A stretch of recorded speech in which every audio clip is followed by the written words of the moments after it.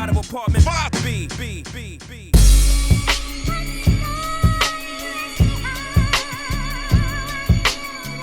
You're now tuned into the Apartment 5B podcast, where we chop it up about hip-hop, R&B, sports, love and life. Hosted by Kill.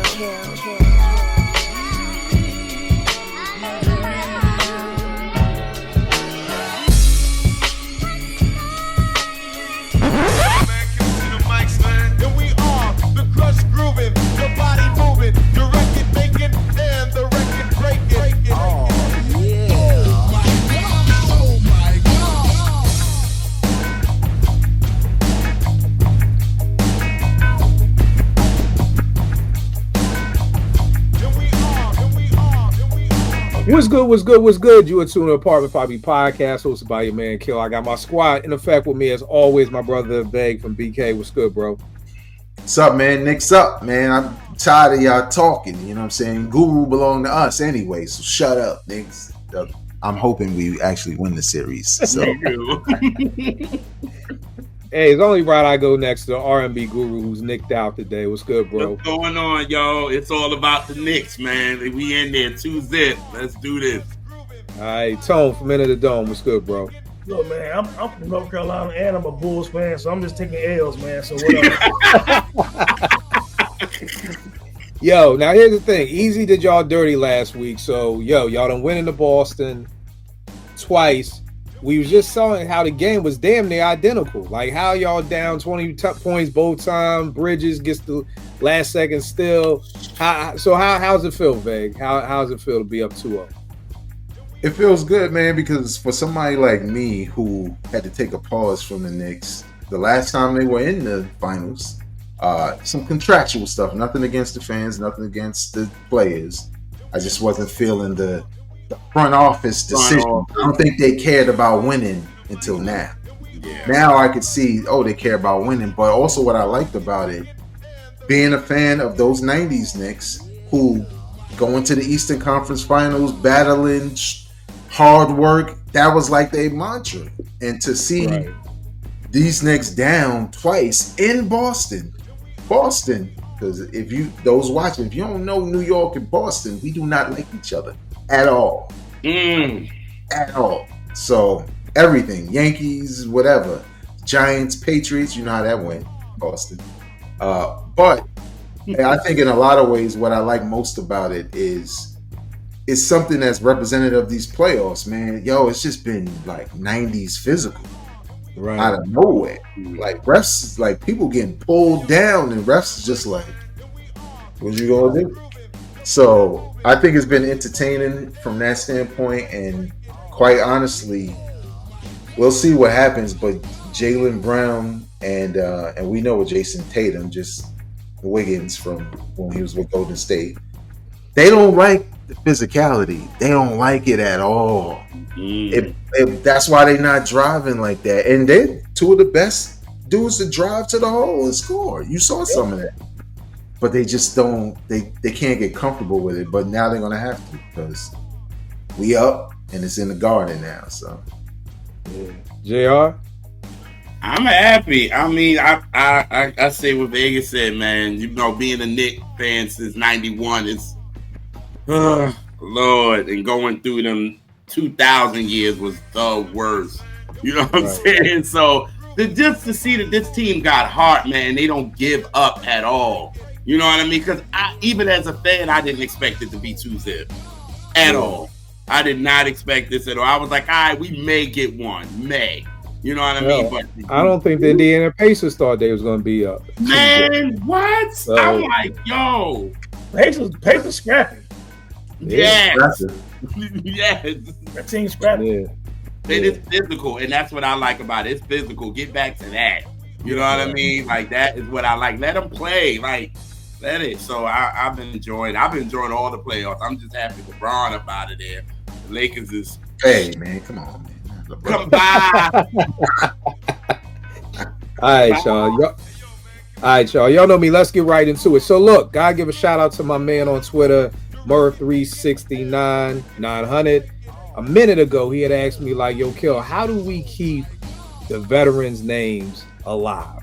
Like with this younger generation coming up, how do we keep the people from, we already, half these people on social media already think hip hop started in 94 with Illmatic, you know, so the veterans from the 80s are just forgotten about. Then some of the later veterans, even the people coming up in the 90s, are sometimes forgotten about. So how do we keep the veterans' names alive? I thought it was a great topic. So what we're talking about today is we're looking at, like, where are 5 veterans? Why do we think 5 people who we want to keep their name alive? Why do we think their name isn't being kept alive? And then why should, if we were talking to a young boy, like, why should you respect them? But the first thing I wanted to do was look at some mathematics, like Mos Def said. So for me, I fell in love with hip hop when I was 10 in 84. And then when Com said, yo, I met this girl when I was 10 years old, I was like, maybe it's something about the age of 10. You know, maybe that's when you start really coming into your own and liking certain things or whatever. So I want to think about it like this. So 10 years old, for somebody watching, that's about 5th grade. So, but I wanted to look at it like this. The person who was 45, who was born in 1980. So by the time they were 10 years old, it's 1990. So there are people on Twitter who swear they're close to me in age and they 45. And I'm like, nigga, we are not close in age. I'm 51. Nigga, I'm 6 years older than you. Like, there is no closeness. Oh, nigga. generation. Like, yeah, when I was graduating high school, nigga, you were in 7th grade. Like, we are not the same. But I think what happens is we get married, we have kids, we get jobs, and then kind of like ages just kind of like you don't even realize. Like, I've realized I got some friends who are 40, and I'm like, God damn, where do we meet, nigga? Like, why are we friends, nigga? Like, but so I think that's what happened. So I just want people to understand that if you're 45 and you fell in hip hop in 1990, you're looking at Mama Said Knock You Out, Fear of a Black Planet, Let the Rhythm Hit 'Em, stuff like that, Business as Usual. Now, if you're 40, you were born in 85, you fell in love with hip hop in 95. So that's Cuban Links, The Infamous, Me Against the World. If you're 35, you were born in 1990, fell in love with hip hop in 2000, Stankonia, Supreme Clientele, Like Water for Chocolate, the Marshall Mathers LP. And if you're 30, you were born in 1995, a year before I graduated college. You fell in love with hip hop in 2005 with the Carter 2, Late Registration, The Minstrel Show, and the Games documentary. So I just wanted to put that out there because I think a lot of times the way I kind of did my list was like, for instance, I'll start with the first one for me, which is EPMD. I don't feel like the younger generation respects them enough. But like I said, somebody who was 45, you're coming in at Business as Usual, which was the 3rd album with Rampage and Gold Digger and all that. So you may like them. You may be like, oh, they cool. You know, so somebody who's 45 may still get it because, again, I'm just assuming that if you're falling in love, that you may not have done the research before. I can't see a 10-year-old being like, okay, I like Business as Usual. Let me go buy. Because keep in mind, in 1990, you're still buying CDs. So I don't know if they're going to be like, okay, well, now let me go back and buy the other 2 albums. Because at 10 years old, 5th grade, I don't know if you got money like that. So if we just looking at it like that person, but if you're 40 and you fall in love with hip hop in 1995, EPMD is done. Yep. You know what I mean? So when I'm thinking about why they don't get their respect, well, one, their heyday was from 87 to 93. So anybody who's under 45 doesn't see those other 2 albums. They don't see Strictly Business. They don't see Unfinished Business. You know what I mean? Which is the foundation for me. Another reason why I don't think they get their respect is because their solo albums weren't great at all. You know, if you weren't an Eric Sermon fan already, I can't see somebody who fell in love with Mama Said Knock You Out and Let the Rhythm Hit 'Em being a fan of Hitting Switches. Like, it may be cool. Oh, that was that song that was in Who's the Man, but probably not a fan. And then their follow-up that was dope though, Kill. No. Keep in mind, I like Eric Sermon's discography. I like it, especially that first album, dog. That holds a special place for me. I had a summer job with the gas company in Philly and had to get up at 4 a.m. and catch a bus and 2 trains. It was a horrible job, but that first E. Sermon album stayed in rotation with Shades of Lingo. So I like it. Yeah, Shades of Lingo. People forget about Shades of Lingo, man. That joint was crazy. But again, I'm just thinking about why somebody younger may not like it. So again, Eric Sermon was never lyrical miracle. So if you're coming into the game falling in love with Illmatic, Eric Sermon probably ain't your speed. In fact, you could be like, this nigga kind of whack. You know what I mean? If you didn't come up on Eric Sermon. And then to me, their follow-up albums, Back in Business, which was in 97, Out of Business in 99, and We Mean Business in 2008, none of them were great albums. There were good songs. I'm not saying there weren't good songs on there, but in my opinion, as a whole, they weren't good albums. Now, how would I tell a young boy you need to respect EPMD for? One of the dope four album runs in hip-hop ever. Those first four albums, I will put that up against anybody. Outkast, Tribe, Gangstar, you name them. I'm literally putting those four down right next to them. Their first 12-inch dropped in 87 with It's My Thing, and Headbanger dropped in 93. That's a 6-year span. Now, again, somebody who's watching who may not be old, 6 years in hip-hop from 1987 to 1993, it's a lot of people who could not keep up. A lot of people who fell out that race in those 6 years. Next up, the Hit Squad. These dudes had one of the dopest hip-hop crews ever with EPMD, Das Effects, K Solo, and Redman. One of the few groups who were going gold back in the 80s. And I always tell people again, I'm not moving the goalposts. I'm not trying to bring up record sales to explain how dope they were. I'm just saying that I didn't even know what gold was when I heard that. It was like 30 days later, the LP went gold. So what you saying? I didn't even know what the fuck he was talking about. Because I didn't even know what Gold Records was. I didn't. Were you going to say something? Excuse me. That's significant though, Kill, because they didn't have huge radio hits. So to be gold for them at that time, that was major. Right. So again, I'm not bringing record sales because I know somebody's watching like, Kill, you be talking, you don't want to deal with records.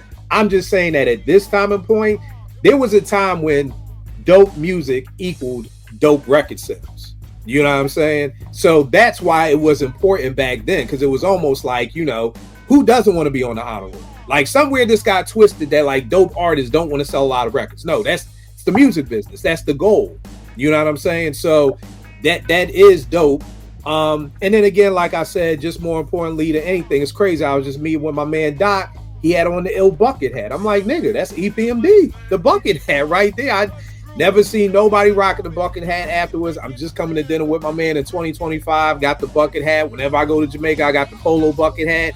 That's all EPMD. So to me, that is why I don't think they get the respect they deserve. But that's what I would tell a young boy. This is why y'all have to respect them. Anything on EPMD? Yeah, I mean, a lot of what you said, you know, is absolutely true about them. Like the album run, the bucket, before Jay-Z, children. I know you think he started a lot of what he did. Really didn't. EPMD were only ones with that fisherman hat. That's what they were saying. Yeah. But yeah, like dope album run, putting on other dope artists, production, right? Like crazy production. They brought the funk. They brought the funk. And in a lot of ways inspired, even though the West Coast was on that funk tip, they loved EPMD.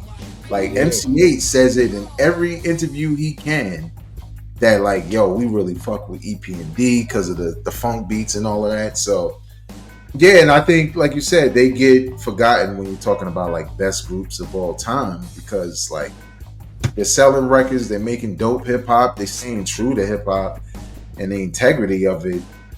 Like what's to forget? You know, they should be honored. So yeah, and then one last thing I forgot. To me, they're one of the dopest groups that's setting off an album.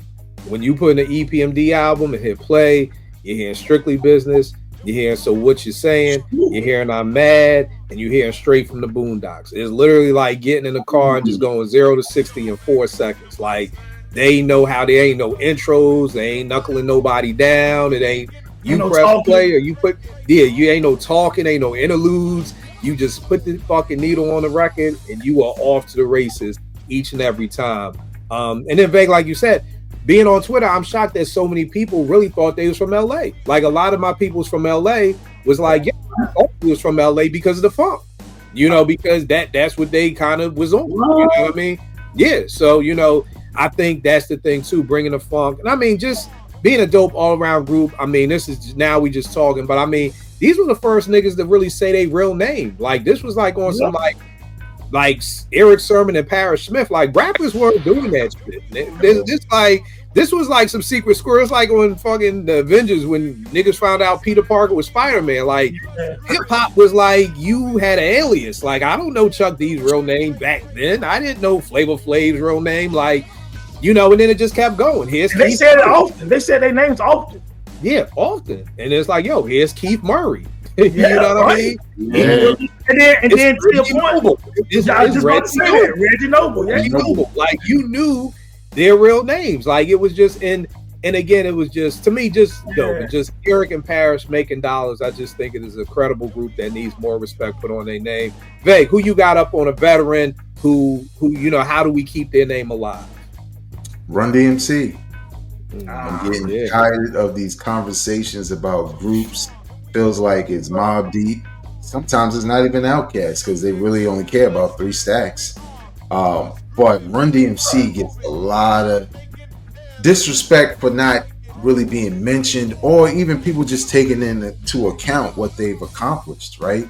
Like for anybody younger watching, think about the things that rappers do on a regular basis that you take for granted, but Run DMC were the first to do some of these things, or did it in a big way, right? Selling records, sure, they wasn't just gold, it was platinum. You know what I'm saying? Yep. Fashion, endorsement deals, right? Like film deals, stadium tours, right? Tours, like shit. You talk about being at a hip hop tour when hip hop tours were, you know, far in between, and saying this is my motherfucking house. Like you don't understand. We wasn't even there to hear it. But just hearing about it is like, yo, run this shit. Like, right. You know what I'm saying? And in a lot of ways, you know, I think it gets taken for granted because of how old the music is, like when it started versus when people really started, I guess, paying attention to rappers and who's dope and who isn't. But people were doing that back then. You know what I'm saying? It just wasn't to tear down another person, or it was competitive. But it was more pure, I should say, basically. And I think for me, like when I was 10, that would have been like 87. But I was into hip hop before then. But 87 might have been where I was like, I need a copy. You know what I'm saying? I need my own shit. Because I couldn't buy it. And that's close to, for me, like Raising Hell. Even though I know all Sucker MCs and all that shit, Raising Hell was like the it album for me because of the time, like Kill said, being around 10, 11 years old. What I would say, I would say probably 2 things to a youngin, because this is what they understand, right? Sometimes you can't just talk to, you gotta show them shit, right? That example at the Fresh Fest, there's video of Run saying that shit. Watch the crowd.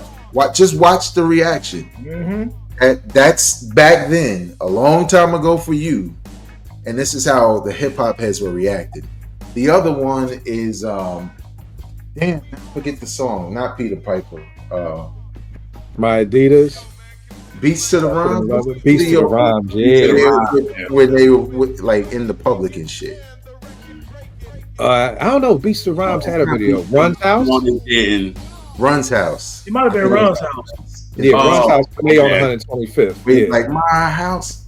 Yeah. Watch Run's body language as he's spitting those bars. You can't tell him shit. Oh, he knew he was that for real. He knew.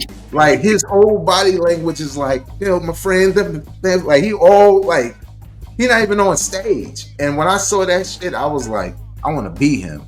You know what I'm saying? And to me, that's impact. You know what I'm saying? I think a lot of kids, the same way they may look up, you know, some of these niggas are garbage, like 21 Savage. I feel very comfortable calling him garbage because he's garbage in any era, including his own. But y'all like him. You know what I'm saying? Y'all like him for whatever reason, and maybe he gives you some of those same vibes.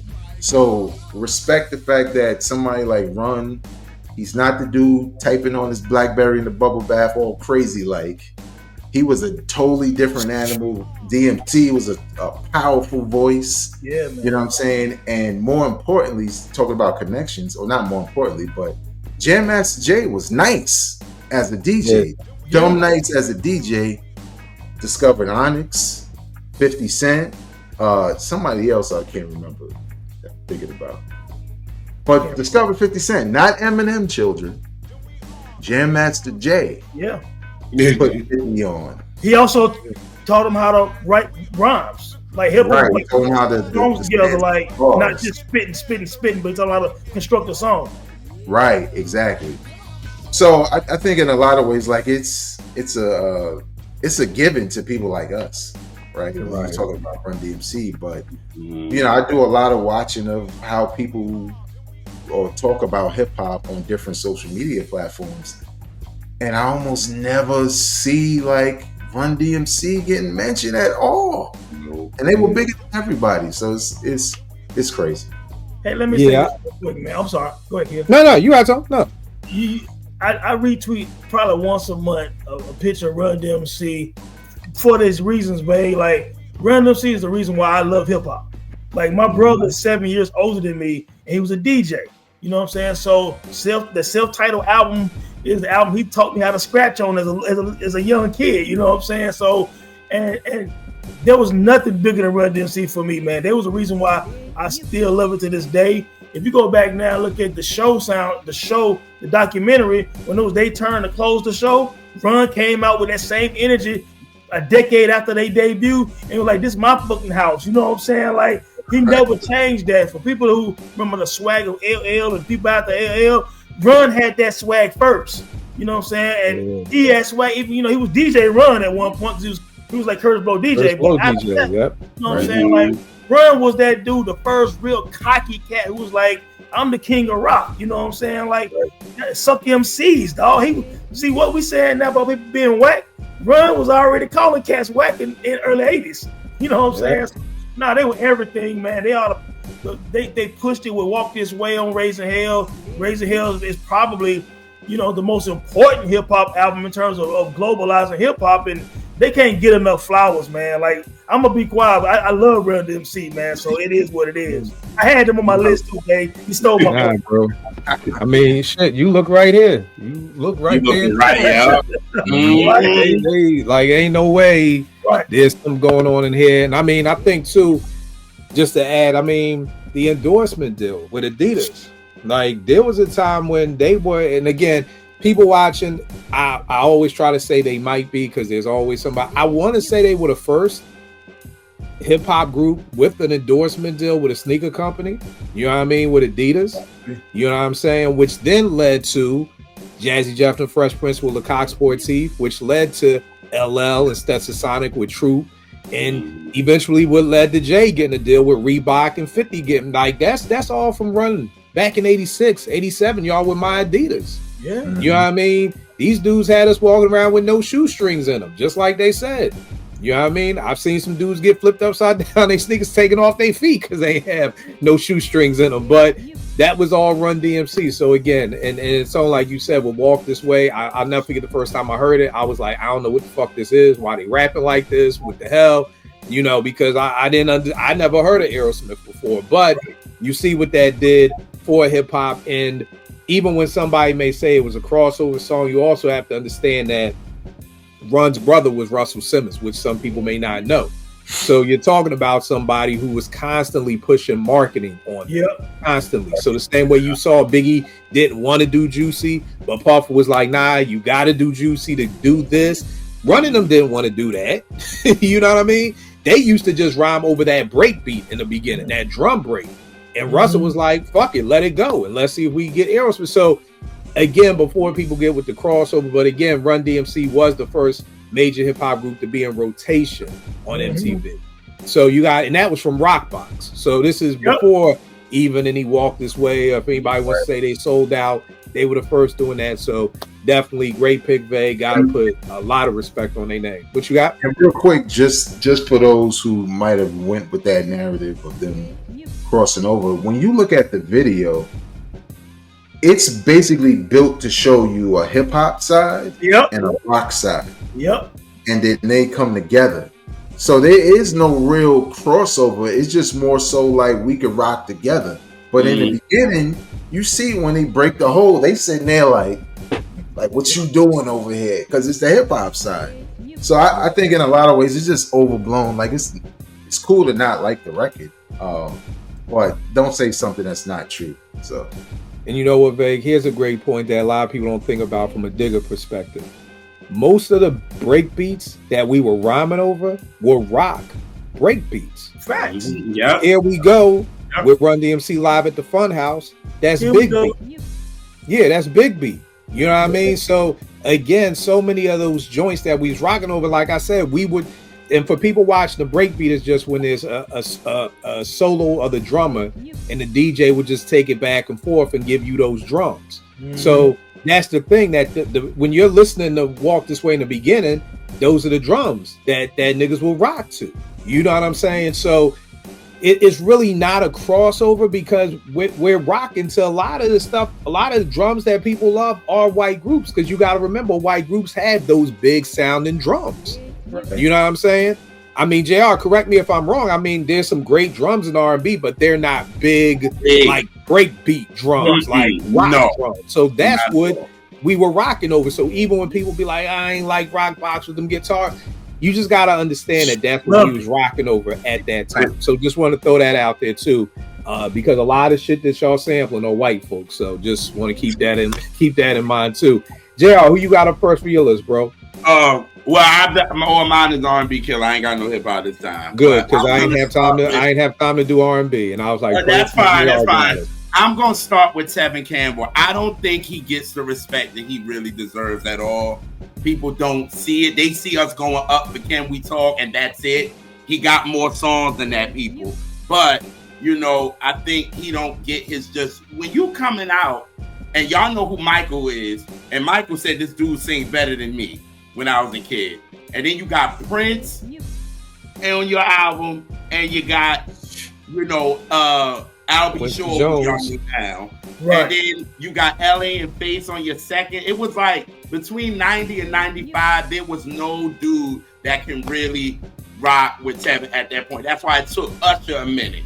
You know what I mean? Like it took him a minute for them to kind of be like, how are we gonna maneuver this? Because Tevin was just rocking. He was just that dude. You know what I mean? But again, I think, like you said, by 95, 96, the industry is changing. Tevin doesn't fit. But if it wasn't because of him, there wouldn't have been the Brandies and the Monicas and the this, or who y'all know, because these labels would have been like, oh, Tevin, he can sell. So we got a guy that can sell, a team that can sell. So then you started going to the Brandy, the Monica, the Usher, the Myers, the this, the that. And if it wasn't for him, it wouldn't have been that. You know what I mean? So I don't think that he gets a lot of respect that he deserves. They kind of leave him out of the conversation for real. But between 90 and 95, Tevin could not be touched at all. Now, Gerald, let me ask you a question. Do you think that's because Tevin, like, why do you think it is? Like, I think for Usher, when he came out with that joint, when he was over the tidal wave, the Who Got the Props beat, I think shorties thought he was cute. Like, do you think Tevin never really was, you know, even with Michael Jackson as a kid, it's like, oh, he's so cute. Did Tevin just not have that cute appeal to him? Like, I don't know, like little girls was fucking with him, and I don't think grown women was fucking with him. You know what I mean? Or were they? I don't know. I know little girls was rocking with Tevin. Yeah, the little girls liked him when he first came out. Actually, like, they lost their minds with it. I just think at that time, it wasn't all about the imaging. It was all about the voice. That's what we paid attention to. The little boy can sing. That's all we cared about. Like, he was just in a suit just singing. Like, we're just like, damn, because he couldn't dance shit. I mean, you knew that. But so do you think, like, when hip hop kind of came in, that then it stopped being about the suit and it started being about entertainment too? And then it started being more about sex. So Tevin was never that guy. You know what I mean? Yeah, and when he tried to do that Prince song, the Shush joint, I hate that song. Tevin singing that was just didn't feel like it ain't sit right. Like, I don't know why Prince gave him that record. I don't understand it. I didn't get it. But they asked Prince, and he was like, Tevin liked the songs. I just let him have it. But I'm like, it didn't even sound right. You know what I mean? To me. But once 96 comes in, it's like a whole different image. And Tevin just not that. It's not just about the voice no more. You got to have something behind it. And that's why Usher comes in with My Way, have his shirt out, and You Make Me Want It. And he's out of there. You know what I mean? So that kind of stopped him there. It wasn't just about the voice anymore. So, but I think you're right. Tevin got bangers. I was just listening to the joint Just Asked Me To off the Boys in the Hood soundtrack. I forgot how much that I forgot how much I loved that song, man. That shit was crazy, man. So yeah, that's a dope pick. Tone, who you got for your first one, bro? Well, of course, Vague stole my Run DMC. You know what I'm saying? But I'm gonna start with Master Ace. Man, I got Ace on here, man. Oh, y'all stealing people's shit today? Okay, go ahead. Yeah. Well, you know, you looking at Ace, man, with 13 plus albums, man, and still kind of overlooked because unfortunately he came into his own at the same time where you still had KRS-One, Rakim, you know what I'm saying, Big Daddy Kane, Cool G Rap, and even the West Coast guys from NWA and everybody was still, you know, doing their thing, dropping classic albums. And he dropped like Take a Look Around in like 1990. But I'm gonna tell you, man, even he's showing on the Symphony show, he belonged. You know what I'm saying? Master Ace is one of the most consistent MCs of all time, but he's never mentioned with the other. I got the tape upstairs. This is a 5 mic classic for me, personal 5 mic. I don't expect anybody else to feel this way, but this is something I ran away from home. Like I ran away from home for the summer, and this was like my soundtrack. Yeah. I ran away. Moved in with my grandmother. I ain't really run away. Yeah, that was really running away back then. Yeah, that was running away. Like where you at? My grandmother's house. You know, your favorite line or some shit. Yeah, this is a 5 mic classic for me. I know nobody else may agree, but I love. And I know so many hip hop heads who have never heard this album. Bro, I got the tape upstairs. Heads, but incredible album right here. Absolutely, man. The production is dope on there, man. He killed it with the storytelling. That's one thing about Master Ace. So what I would say to any young hip hop head who loves storytelling, you love Slick Rick, you love Nas, you love Cuban, Big, and all these people, tap into to Master Ace. He's always been a phenomenal storyteller, smooth lyrics, smooth flow, underrated in every aspect of MCing, man. And he has concept albums and concept songs, man, all about storytelling. You know what I'm saying? So, and he really hasn't missed, you know what I'm saying, in his career. You know what I'm saying? He still drops dope albums to this day with almost 40 years in the game, man. And he still, you know what I'm saying, sounds fresh, still sounds inspired, motivated when he rhymes, man. And like I said, and he doesn't sound dated. Nah. If you listen to Master Ace right now, I don't mean his old music from the 90s and even early 2000s. I'm talking about 2024, 25. Listen to him rap right now. He still sounds the same. You know what I'm saying? So, which is amazing. And I would even say, when you look at these greatest MCs list, I be seeing great top 50 MCs list and all that. When I don't see Master Ace, I'm like, whoever made this list not going back far enough and got certain people on here because it's the cool thing to say. But Master Ace is better than a lot of people who are a lot more famous than him as an overall MC. And his career and catalog is a lot deeper than a lot of people that we see talked about on social media over the last, 10, 15 years. Yeah, incredible. Bro, I mean, you talking about Ace, Take a Look Around in 90, Slaughterhouse in 93, Sitting on Chrome in 95, Disposable Art in 01, Long Hot Summer in 04, M.A. Doom in 12, Arts and Entertainment with LOG in 09, The Fallen Season 2016, The Brooklyn Story with Marco Polo 2018, Richmond Hill with Marco Polo 2024. To me, he never got the respect because Ace never had those big songs. He never had a big, just blockbuster song. Probably the closest thing to it would probably be Born to Roll. You know what I mean? But that would probably be it. But he doesn't have that one. With Onyx, you could say, Slam, or you could say Throw Your Guns Up, or, Last Days. To me, also, I think the thing that hurt Ace is that he had no real big cosign and no crew.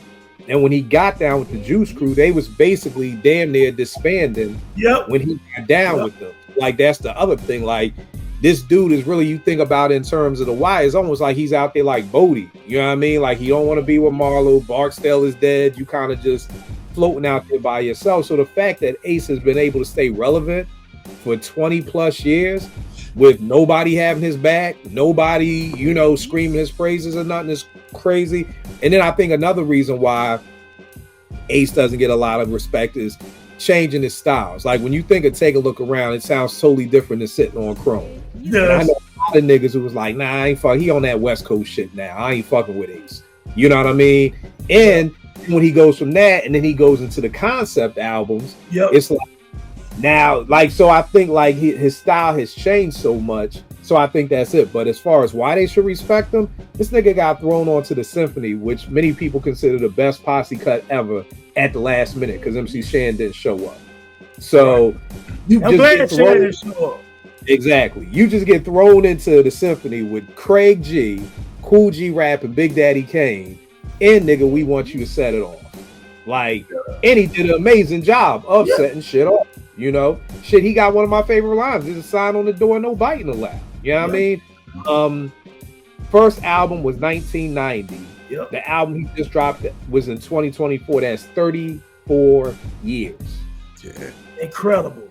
We just talked about EPMD being able to do it for 6. This man is at 34 years. You know what I mean? Not a bad album. And some of the dopest concept albums ever. You know what I mean? Like, I always sit back and say, I don't know why this man is not writing scripts for Hollywood. Like, this dude already written 2 or 3 movies already. You know what I mean? I heard he was doing some stuff like off Broadway, like making hip hop plays off Broadway. So I think that's something that would be dope because I mean that's right. I won't hold you. Sometimes I'm like, Ace, just rap. I don't want another concept album, nigga. Let's play a skip. Throw a skip on the concept album. Just give me a bar album and we can come back to the next album. But I mean, just incredible at what he does. So I'm 100% with you. Next up, I got one of my groups who I think, Tone, you were on this show. I can't remember, but the Fat Boys. This is it right here. Album right here is one of my favorite hip hop albums. I always talk about. I fell in love with hip hop in '84. This album is one of my foundations. They don't get the respect that they deserve, in my opinion, because they only had one classic album. After this, the Fat Boys, this came out in 1984. Fat Boys Back came out in 85. Big and Beautiful came out in 86. Crushing was 87. Coming Back Hard was 88. On and On was 89. And Mac Daddy was 91. I think I tapped out after the Fat Boys are back. By the time they got the Big and Beautiful, I was like, yeah. Oh, yeah, everybody was tapped out by then. So I think that's some of the reasons why they don't get their respect. And Disorderly, the movie, they was almost like a parody of rap almost, or like the Joker rap or whatever like that. So I think that's why a lot of people may not give them their respect. And keep in mind, I gave them ages. Somebody who was 45 who fell in love with hip hop in 1990. Again, this 84. So this is 6 years past. So again, the person who was on Twitter, like, yeah, Kill, I'm not far behind you, nigga. You far enough behind that you was negative 6 years old when this album came out. So you can't understand the Fat Boys. You had to be there. So the reason why you gotta respect them is, I always say this, and if people watch the show, y'all always know I'm always talking about a moment in time. It could have been a week, could have been a month, could have been 5 months, could have been 2 days. For a moment in time, these niggas was the biggest fucking people on hip hop. They were bigger than, and again, it could have been for a month, but they were bigger than Run DMC. They were the biggest hip hop group in the world for a moment in time. And that's saying a lot when you're talking about Run DMC, LL, the Beastie Boys, Curtis Blow, and everybody else that was out. The OG Human Beatbox. Again, this is the first time that I heard beatboxing on record. Am I saying that Buff invented the beatbox? No. Am I saying, I don't know who invented the beatbox because I'm not omnipotent. I'm not everywhere at the same place. But this is the first time that I heard somebody beatboxing. He brought it to the mainstream, though. Buffy brought it to the mainstream because people always talk about this. Yo, Jeff ain't invent the Transformer scratch. It was KD Grand Wizard who steady B's DJ. Niggas literally sent me like, yo, Kill, this KD Mad Dragon at Central High School in Philly in 1984 doing the I'm like, nigga, all I know is first time I heard the Transformer scratch was Jazzy Jeff and the Fresh Prince. So I'm never arguing who invented it. I'm just saying the first time I heard it, was on this album, The Human Beatbox. And people may not understand this, but Kool Rock Ski had bars. He did, man. Good rap. Finished talking about Run and Kool Rock Ski. Yo, please listen to this album. But before you listen to this album, go listen to Treacherous 3. Go listen to Curtis Blow. Then come and listen to this album so you can see how they moved forward with hip hop. I can't just send y'all from listening to Kendrick and fucking Ransom to this. Niggas gonna be like, yo, stop playing with me. So I gotta go send you back and go back to Treacherous 3, Funky 4 plus one more, Curtis Blow. Then listen to this album and tell me Kool Rock Ski ain't have bars. We gotta send a big R.I.P. to Buffy the Human Beatbox and Prince Funky D, who went on to be a dope producer. I think they from American JR. Say that again. Yeah, Marky D produced some of Mary's stuff for the first album. He did it for Mary. He did for Mariah. He did for a lot of people. Yes. Yeah. Him and Corey Rooney. Yes. Yeah. So definitely shout out to them. Slept on Two-Step Bop and Swing My Way. Ooh, Swing My Way. And I was like, oh shit! Like this shit was hot. And also real quick too, you know, Veg and I did an entire episode on that time of hip hop dedicated to the Fat Boys, man, because you know we both big fans, of course, and like I said during that episode, man, and what you just said just now, Kill, is a lot of people don't understand how large the Fat Boys were before they started kind of making a market of themselves, and that's another whole story for another day. At one point, man, they was performing on tours with Run DMC, and they was in movies, and like you said, dude was rhyming it, you know what I'm saying? Like, he took it serious. You know what I'm saying? And Buffy really made beatboxing cool and popular on a grand scale outside of New York. I mean, I know a lot of people upstate had heard, you know, a lot of people beatboxing and stuff like that. But for us, I'm in North Carolina in 85 or whatever, hearing him beatbox, I'm like, what is that? You know what I'm saying? Like, it was a big deal. It was a big deal to us because he was able to cross over that sound from New York and stuff like that to everyone outside of the, y'all area. But yeah, man, like Fat Boys, man, like, I mean, they just can't get enough flowers, man. Like, they underappreciated in this era because, again, they tapped out before 1990, really. So you're talking about somebody really tapping out, 35 years ago. So you had to bring this up to the younger generation. And like Kill said, you got to do a timeline of the people before them and then hear what they did, how they helped elevate the game. And then people came after them and kept the game going.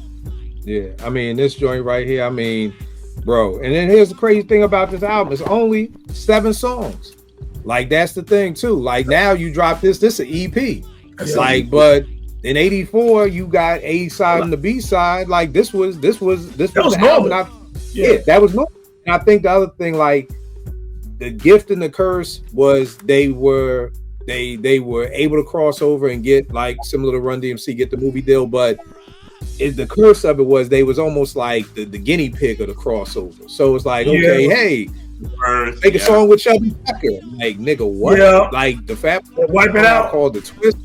Wipe Out. Let's make a song with the Beach Boys. Somebody should have been like, no, I don't want to make a song with Chubby. Yeah, my mother loved him, but I'm not doing a song with Chubby Checker.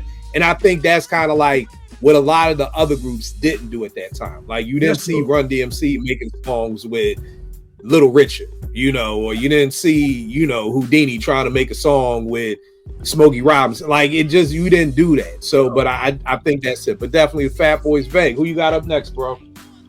So I did hip hop and R&B, but not 5 and 5. I just have a list of 5, but it includes some R&B.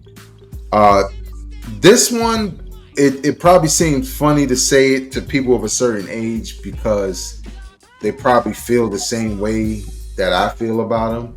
But I think in this age of viral videos and embarrassing old heads performing on stage, and it's not Genuine. Oh, it's Maxwell. I thought you was okay. I thought we was going Genuine. It's Maxwell. Man. Now, kids, let me tell you this. I did not like the knees dance either. I thought it was crazy that he was doing that on stage as part of a performance. But Maxwell got one whack album to me, and it was the last one. Like, that's it. He has a catalog to me that tends to have, I mean, we know the first one is a classic. I like the second joint a lot. I was a little thrown off at first when it came out because I was kind of like, oh, this is different. but now I love it. The second joint, what was that? Now or No, the third joint's now. The second one was Embryo. What? Embryo. Embryo is the second one. Embryo is outstanding. But go ahead. Now, oh my God, the yeah. third. We're gonna get into that. Go ahead, babe. Yeah, but that's what I mean. Like Embryo is the one I was describing, but the third one after that, and even Now. now with the brown cover, right? With the Yeah.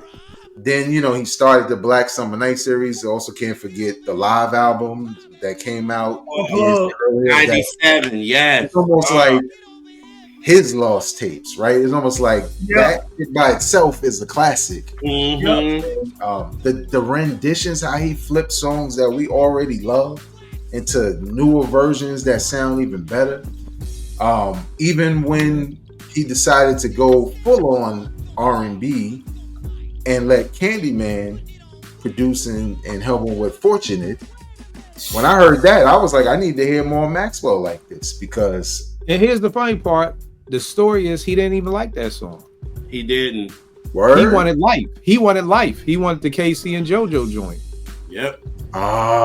Which nobody even remember. Nobody. And that's his biggest song. Hey yo, also man, shout out to Sweetback, man, because Maxwell's song Softly on Sweetback 1996 album is one of my top 5 Maxwell songs. And on Embryo, he has that song Submerge. Submerge. One of the illest songs I've ever heard, man. Like Maxwell's pen and Maxwell's production along with, he produces also. He was working a lot with Sweetback at the time, Sade's band, producing some of them joints on the first 2 albums, man. But man, like you said, man, he has some special moments that is overlooked, man. Some of the deepest, most sensual songs that you'll ever hear.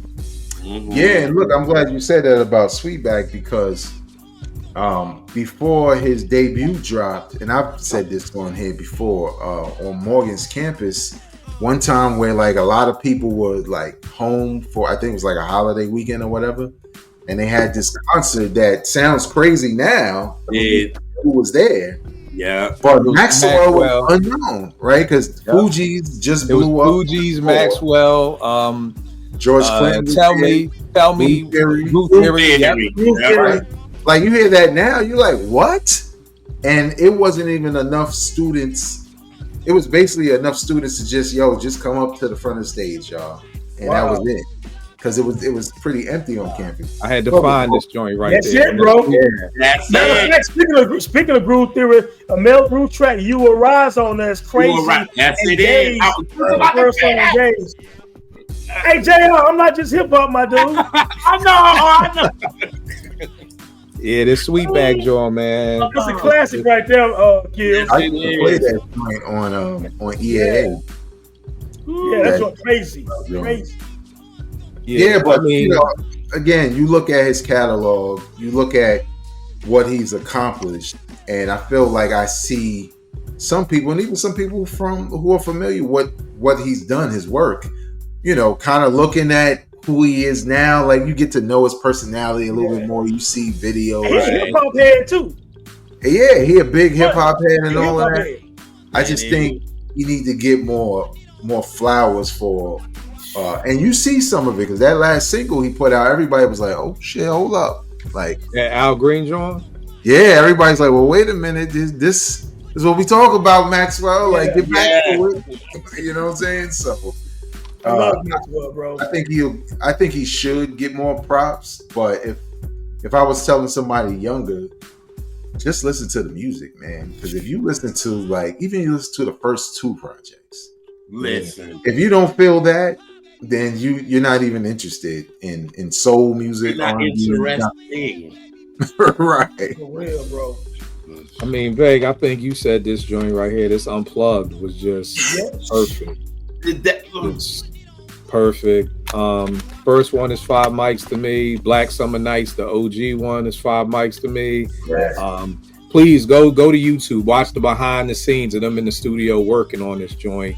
It's crazy. Something that I never understood. Maxwell, I don't hear a lot of people giving him props for this, but he is one of the few people, maybe the only person I've ever heard to do this.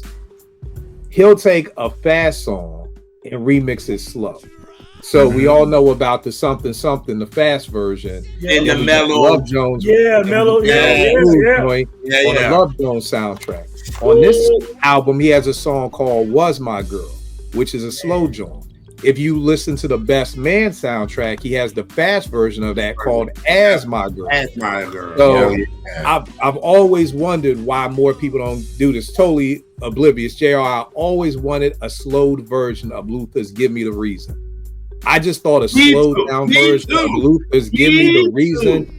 So I just never understood why more people don't do that. Like when I'm watching Love Jones and the joint come on, I'm like, yo, this is the slow version of something. This is what an R&B remix needs to be. That joint was crazy. Crazy. And that's on the soundtrack. So that's the thing, boys and girls. It's not just about the Maxwell albums. Get them soundtracks and the sweetbacks. And a lot of people may not even know he had a joint on the Best Man soundtrack. And Maxwell's the only person I know who does that. So, very dope thing. And just saw him in concert last summer. Last summer we went to go see him and tore shit down. You know what I mean? So still has a great pick bag. JR, who you got up next? I'm gonna go with the group. I'm gonna go with En Vogue. I really, as much as we understand how big they were, this era don't get it. You know what I'm saying? Because after 97, it was kind of like done.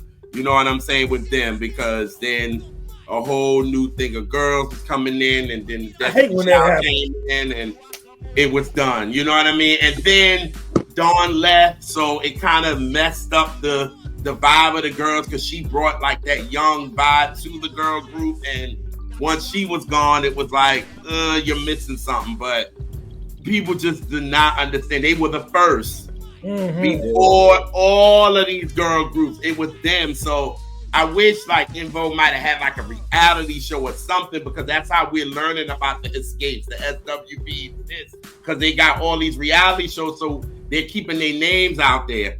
En Vogue has nothing to keep their name out there. You know what I mean? All we know is they are the first, and it sucks. Because now with the drama that's going on, we know about more of the drama with them now than we do with them musically.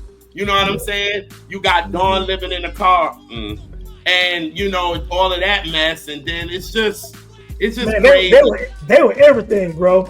Everything, like everything. You know what I mean? So it's just, and they don't really get they just do. I mean, it's been over 30 years since they had a huge success, huge song. So it's like this generation just don't get how we be like, yo, En Vogue was the shit. Like they don't get it. You know what I mean? So yeah. And I think they don't get it because, again, we're looking at. I mean, JR, maybe off the top of your head who was popping in 1990. Like, what were the albums that were coming out in 1990? This is 1990. Keith Sweat. You got Guy. You got who else? This is 90. Oh God. You may get En Vogue's second album. En Vogue's second album may be in there. Funky Divas is what took them over. Like the right. So again, 45-year-olds may get it to some extent. You know what I mean? I think once you drop down to 40. By the time 95 hits, it's all Mary, Jodeci, it's all of that. So I think maybe the person had, Don't Let Go from the, right, they had Don't Let Go from the Set It Off soundtrack, but then that was just the one and done. You know what I mean? Shout out to North for that track. Yeah, definitely. For that one. And keep in mind that even brought them back. That made that kind of put a little extra life in their back. So they were kind of almost dead in the water by the time Set It Off came back, and it was like, oh shit, here they go again. And they had the joint that I love off the Soul Food soundtrack, You Are the Man. I know it wasn't a big hit. I know it's not a big hit like, the organized joint, but I think, so somebody who's 45 may get it. I think once you get under 45, it's kind of lost. People don't understand that En Vogue was like the 4 bad joints. It was like light skin, long hair, you got Fifes used to have a crush on Doran from En Vogue. I mean, you talking about, that Don't Go, dog. Every drug dealer was banging that joint. Like every car had that thing going in that with the Don't Go. I mean, I just like this when you look at the Apollo performance of Hold On. Yeah, hold on. I I said don't go. I meant hold on. You meant hold on, yeah. Yeah, with the drug dealers in the car. I don't know if drug dealers was passing don't go. Sorry. And when that beat drops, like a lot of people post that a lot on like Instagram or something like that. And you just hear the beat drop and the crowd goes nuts. Usually dudes, girls, all of that. But you know what it is too, JR? I think the younger generation, we're living in a generation where you can blow up without talent. Yeah. You know what I mean? So again, at that point, I remember hearing it and I'm like, oh shit, they singing the Jackson 5 and they sound good. Mm-hmm. That was like the thing. You had to sound good to even get our attention back then. Now you got the Kardashian billionaires and it all started from a sex tape. There's no talent whatsoever. So we're living in a time where there's no talent. That part. So that's the thing. So I think that's the piece too. That's just like, but you're 100% right. I mean, that first album, I mean, Waiting on You, like there's just so much singing on that first album, and the Funky Divas too, and the giving them something he can feel, like things. But they only had those 2 albums. I think by that third album, I know I had tapped out. I had even tapped out in Vogue by that third album. I think everybody tapped out because Dawn had left, so it was done. Yeah. Did they still have the same producers? They did. Like Babyface came in. Like they had a couple of hits off the EV3 album for real. No, but their main producers. Who were their main producers for the first 2 albums? Denzel Paulson, Thomas McElroy. Right. If they weren't the same for the next one, now we doing hodgepodge producing almost. You know what I mean? Actually, I think they did the side B of that because it was more of Babyface, Organized Noise. Obviously, they had Diane Warren. It wasn't the sound that we loved from them. So I mean, I think that's the hard part too. That the game was changing so much. For this younger generation, just go to Beyonce because if it wasn't, she tells you about them all the time. So I'm like, if you want to go to her, just go to her. The last tour, she was like, I wanted 4 girls behind me to be En Vogue. Like she brings them up often, but this generation don't care. But well, here's the beautiful thing, Beyonce. This is what I always challenge these people to do: bring them on tour with you. Let them be your backup singers. You want them original 4 though. That's what that is, and we ain't gonna get Here's that. Here's the thing: if Dawn living in a car, nigga, you think who ain't answering Beyonce's call? Dawn different, bro. She might. Yes, bro. She's different, bro. Like she's not answering that call. Like she's kind of like. My biggest thing is I do love when people, the big acts, give love to the people that put, but then do something with them. Like one of the things I always love about the next group I'm about to bring up, and I'll save it till I go, but I love when people reach back and pull people back. So it's like if you En Vogue, let En Vogue be your backup singers for a couple of tour days. Put some money in their pocket. You know what I mean? Open. Yeah, let them open. Like again, there's different things. So, Tone, who you got up next, bro? I got R&B and hip hop, man. But I do the R&B first, man. I did a flowers post for this group a couple of years ago, and I just reposted it recently. But it's DeBarge. You know what I'm saying? Because I'm done. Hey, man, you know what, man? You could just stop the show right now with that, man. I'm done. They had everything. You know what I'm saying? But the thing was, the longevity part hurt them because of personal issues. So you got 5 albums out of DeBarge, but obviously all this love, their second album is the one that took them over the top, man. And you still got Bobby with Switch. Then you got L doing his thing when he went solo, and then Chico at some point had this like long time no see album. It's like, yo, this dude got it. You know what I'm saying? And then he had them demons. He was fighting as well, same way his other siblings had fought them demons in the 80s and 90s, man. But DeBarge had the look, the voice. And listen, the funny thing is, there's certain songs that DeBarge released that you thought before you saw the video that L DeBarge was singing some of it. It wasn't always L DeBarge. All the brothers sounded just like him. They all sound like Bobby. You know what I'm saying? Who was the original one. You know what I'm saying? So all of them could sing. You know what I'm saying? The sister could sing. The production was dope. They could write, produce, play instruments. That's the funny thing about DeBarge. They literally could do everything, but they just had so many issues personally that They reigned wasn't long enough, so a lot of people tend to forget about DeBarge as a family and remember DeBarge because he had a solo career. Then he did the Secret Garden with and stuff like that with Al B and Barry White and everyone. So his legacy lasted a little longer in the group. So people forget about how great they were for a short period of time. They had a moment when they were the go-to after go-to group for a minute. And it was then the fact that then too, when they got with Motown too, it helped Motown into the 80s. If we're gonna think about it, because Motown was getting their ass. They were done. They were done out here. So once Barry found them, he was like, we gotta sign them. And once they started hitting. But like you said, internal. It was a no-brainer when you looked at them. If you heard them sing, then you looked at them, you're like, oh, we selling records, man. Yeah, that's what Barry said. He was like, he saw him, he was like, sign him now. I want him. Let's do this.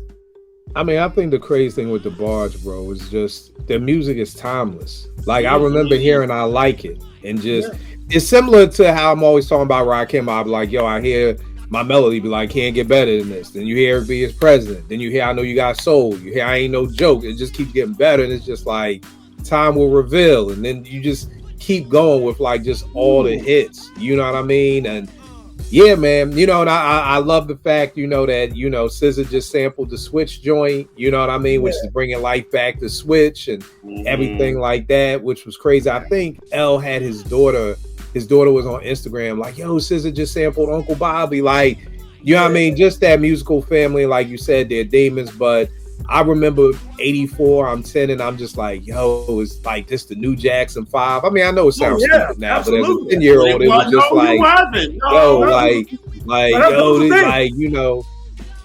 and then Bunny was bad. It was like, all right, fuck these niggas, shorty right there, you know what I mean? So, and you know what else? You gonna say back?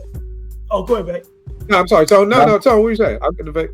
And then you fast forward to like 1998ish, whatever, when Chico does that Long Time No See album. It's still that album, yeah. You know what I'm saying? That's a classic. And then L DeBarge helped produce on the album. You know what I'm saying? And then fast forward years after that, man, I remember on MySpace, man, me and Chico used to talk all the time, man. That was my dog. That's it. You know what I'm saying? That was my dog. You know what I'm saying? Man, if y'all have not heard this album, from the second I saw Iggy, I saw the video, and I was like, yo, that album, Nia Long in the video, I was like, yo, this thing, cop the album. And then, I mean, you hear this, I mean, shit, man. I love Love Still Good. Love classic. Still Good. Fucking Iggy, Virgin. No Guarantee. Then the remix No Guarantee with Joe. Man, come on. I mean, Miss Wonderful, was it good? Physical Train, Trouble Man, Love Joe, Superman. This whole album, 5 mics right there, man. Wow. 5 mics. What you gonna say, back? I was going to just piggyback off you talking about like being a kid and the impression of the group. Like even like seeing the video in The Last Dragon for Rhythm of the Night. It you know how like certain movies end and they have that one song. Like when Black Panther goes off and all the stars come on, that shit just feels good. You know what I'm saying? So watching Rhythm of the Night on the screen and hearing it, especially at the end, can you show me some moves? All that shit, like, it was just, it was like perfect, but it also made me, and I ain't gonna front. I know how I feel about Michael Jackson, okay? Couple of times in that Rhythm of the Night video, I was like, I don't like your stances, El DeBarge. You kind of reminded me like you jacking somebody, bro. But El DeBarge was so dope, you know. You love Michael Jackson, babe. Yeah, I love Michael Jackson. Bro, I will fight for Michael Jackson. Literally, like, what you say, nigga? Yeah, dog. I know that somebody tried to come on and do a fan coach of Michael. I was like, nah, you can't have it. You can't. I would be like, yo, who is he? Or her, or whatever. Where they live. Hey, say no Michael Jackson slander, hey. No Michael Jackson slander, bro. The show I'm going to be on R&B Reps, I will have to add some slander. But oh, yeah, you have to. You got to. But I have something, Mike. I don't like everything. So. Right. That's dope. Next up, I got Houdini. You talking about Houdini, their first album, 83, Escape in 84, Back in Black in 86, Open Sesame in 87, Bag of Tricks in 91, then their sixth album, 6 in 96. Why I don't think they get respect, they only had 2 big albums with Escape in 84 and Back in Black in 86. So again, for that 45-year-old who's not falling in love with hip-hop until 1990, by the time Bag of Tricks came, to me, after Open Sesame, that was 87 when these niggas was flying on a fucking magic carpet on the album cover. It was over for them. So again, that's why I think if you're not 48 or older, you probably won't get Houdini. So to me, that's why they don't get the respect. The reason they should get respect, they had a 6-song run. Woo! Talk to 5 minutes of funk. Freaks Come Out at Night. Big Mouth. Friends. Funky Beat. And One Love. Man, that's that is a right album run that you can't deny. That's a crazy, when you really think about 5 minutes of funk and the Freaks Come Out at Night. If you're 50 or older, even 48 or older, I really think that you really can understand. I mean, the videos, just the feel of it. It's funny, I was in Philly this weekend and took Nay to see SZA and Kendrick, and I'm just driving through mad hoods, just showing her where I would be and everything. And I was like, we were in West Philly, and I was like, yo, I think it's a mosque now, but I was like, yo, that was a movie theater. I mean, a theater. Pop took me in 85, 86 to see Houdini, fucking Roxanne Shante, Curtis Blow, and the Fat Boys. It's like, to this day, I'm 51, I still remember that show and just being able to see Houdini. And they were large at that time.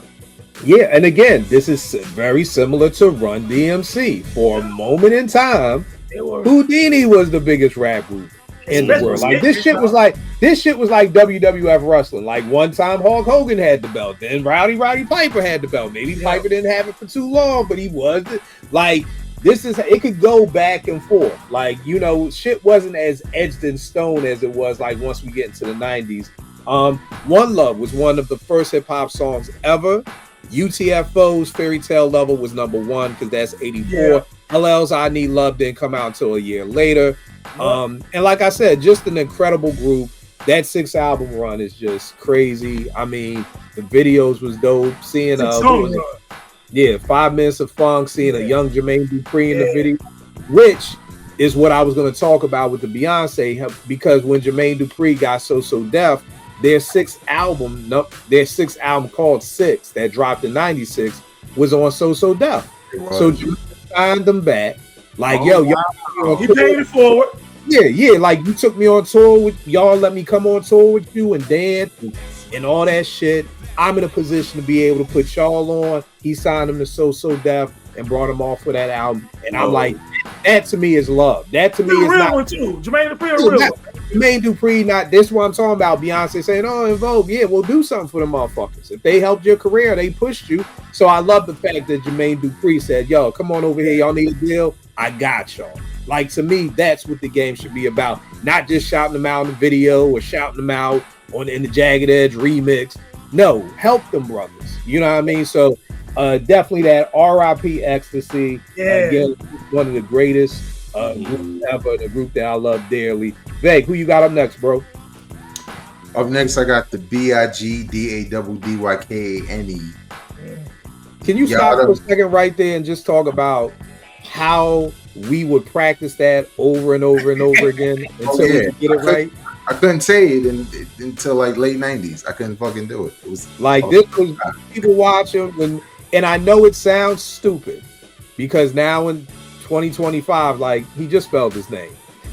I mean, bring this back to y'all. Niggas wasn't spelling their names like that in raps. The first time I heard that, you talking about brain explosion emoji? Like, yo, rewind that back. The BIGDAWDYKANE, rewind that. Until you can say that, like your tape may have popped on Ain't No Half Stepping just from rewinding it back, trying to learn how to do that. Because one of my young boys was like, yo, OG, man, this nigga K Solo spelling shit. Like, nigga, y'all was illiterate or something? Like, why are you so excited about this nigga spelling? And I was like, niggas wasn't spelling. Like, Spellbound was a dope ass record. You know what I mean? BIRDSKY. Like, that was dope back then. I get y'all seeing it corny, but I'm sorry, Veg. I just wanted to say that BIGDADDYKN. We wouldn't come outside until we got that shit right. Yeah, plus some of y'all little niggas y'all can't spell anyway, so it's Big Daddy Kane. That's what I spelled. Okay, That's a very good point, because somebody watching is like, well, who the fuck is it, y'all? Right, Big Candy. What he say? What did he spell? Nah, man. First of all, if I remember correctly, let me look at my list. Okay, it was Queens. Maxwell's from Brooklyn, by the way, y'all. Yeah, that's right. No, yeah. He's from Brooklyn. Yep. Yeah, when I met him, that was the first thing out of his mouth, because we was like, what? We from Brooklyn. Yeah, he from East New York. Yeah. Kane is from Brooklyn. He is the original MC for Marcy Projects. Yeah. He is kind of like the lineage. Oh shit, Kane is from Marcy? Kane? Yeah. Kane? He's from Lafayette. All right, my bad. Lafayette? Well, maybe. But in Brooklyn, it's you walk up the block. You know what I'm saying? Right up the block. Yeah. Hey, I don't live over there, so to me, all that shit is Marcy. But you know what I'm saying? Like, I think with Kane, and I don't even think the verses did enough for him. I think other things, other viral videos of Kane or him saying stuff about hip hop, but I don't think they understand who Big Daddy Kane was. Like, how different he was from Rakim and KRS-One. How dope he was. Like, his videos. Like, how he was doing things that Bad Boy like benefited from, obviously years later, but Kane was already on that I'm an MC, like even for Biggie, right? I'm a player and all this stuff, but I could also spit. Kane been doing that. You know what I'm saying? Wearing long coats and, you know what I'm saying, getting the 3 cuts in his eyebrows, like he was it. Ghostwriting, right? Like Kane was doing all these things. And dudes wanted to look like Big Daddy Kane. Like, dudes wanted flat tops in the eyebrow, everything, bro. Everybody fade for the most part. Like, everything. You were getting the Kane fade. I always tell people, man, they called me Big Daddy Kill in high school. Like, I had the high top fade with the parts and the eyebrows and all that. Shout out to Kane again. I'm gonna let you finish, Vega. I'll give my Kane shout outs later. Oh, okay. But yeah, like, again, now we talking about 2 classic albums, like, because a lot of people like to say, oh, but he fell off, but they don't understand what those 2, Long Live the Kane and this a Big Daddy thing. They don't understand how great bodies of work both those albums were. And he already had the champagne bottle before Big and Jay-Z and shit. He was already in the Don't Curse video. He had the silk shirt. He just was from the future. Y'all niggas didn't get it. He was, bro. Okay? Didn't get it. Nope. Didn't get it at the time. But yeah, just like lyrically speaking, you know, being able to rap fast like that. Again, you know, throwing in spellings of his name. Jay-Z used to rap like that, for those of y'all who don't know. He just was a inspiration, and you know the way. And I'll say this also, because I did a show re-listening to Taste of Chocolate and Prince of Darkness, right? I think I called it Prince of Chocolate, like the episode or whatever. But when I went back and listened, I was like, Taste of Chocolate is not bad. No, it's not bad out. Yeah, I give it a solid 3.5. Like, it's not trash. You still spitting though. Yeah, but there's songs on there that I don't think I remember them being on that album that were dope Kane records. And I already told y'all it's hard being a Kane video. You want to see a rapper who could dance just as good as his fucking dancers? Yeah. That's one of the things. Like JR mentioned earlier about En Vogue at the Apollo. You want to see somebody get busy on the Apollo so good that they put it on the album?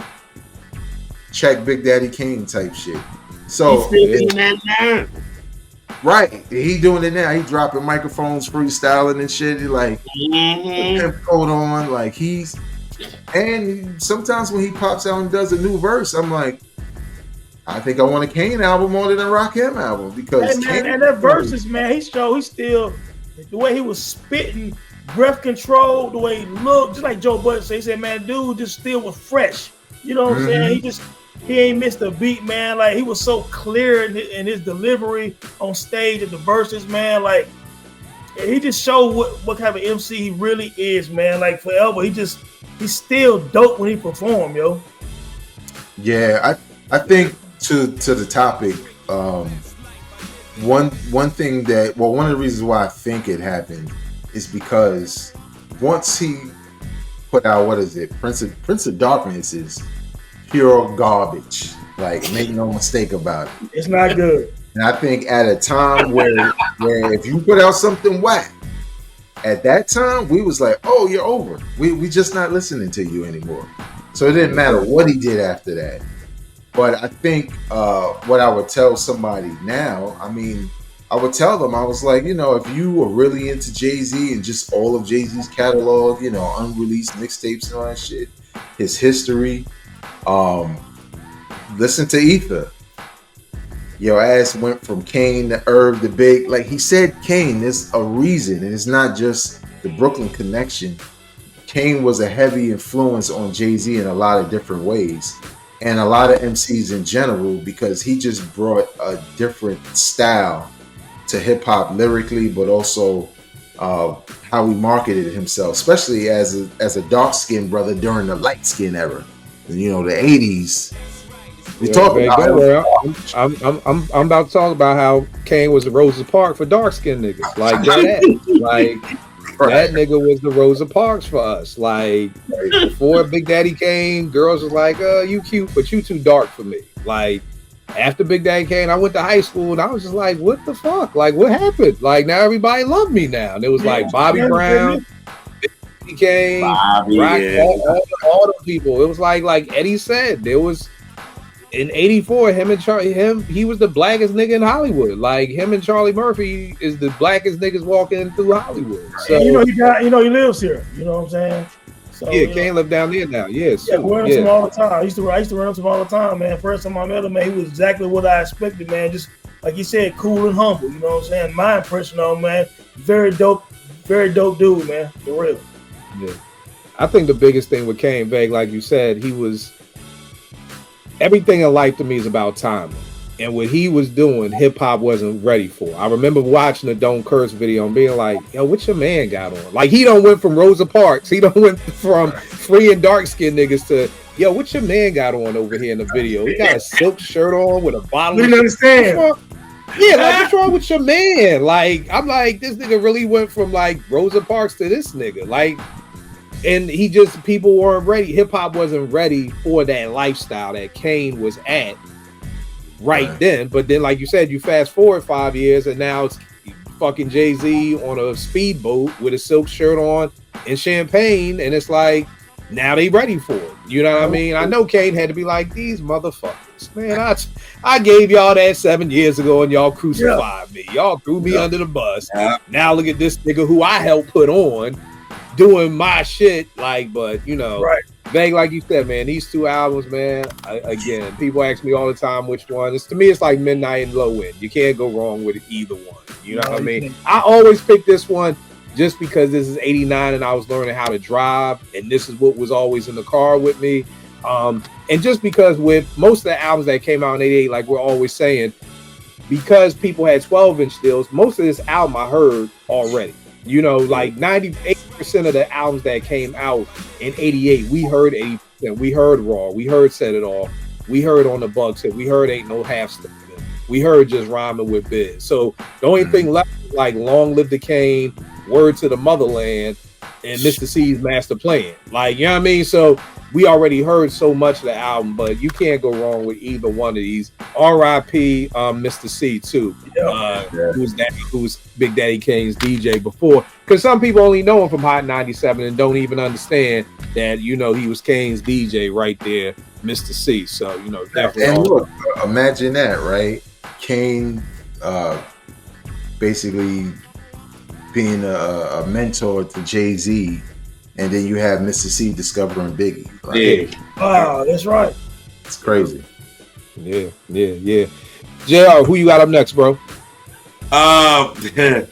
This one, it's crazy I have to say it, but this generation don't seem to respect her as she should. Janet. They do not give her for all of these girls what they doing now. She has done, and they don't get it. Like what Victoria Monet is doing, what Beyonce is doing, what all of these girls is doing. Janet has done. She has been the blueprint for all of them. You know what I mean? But obviously, the 4-album run that everybody know from Control to the Velvet Rope is done. Like flawless. Like it's bananas.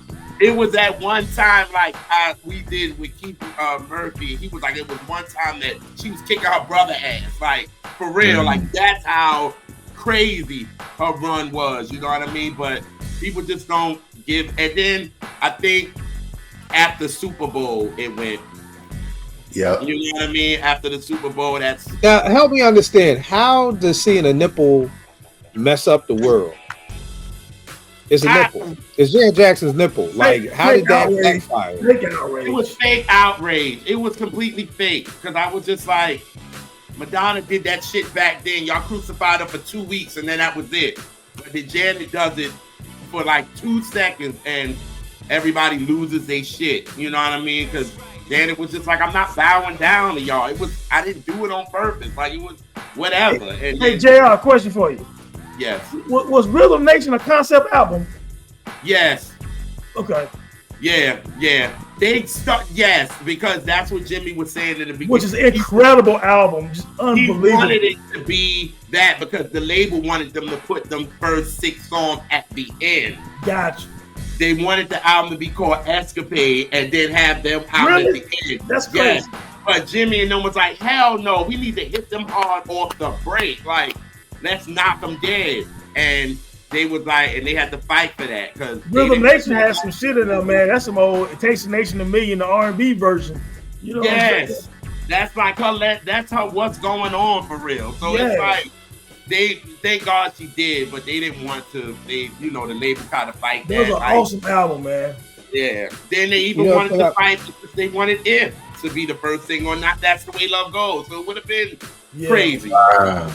Yeah. I think that was when we're looking at these ages. So the person who's 40 is 1995.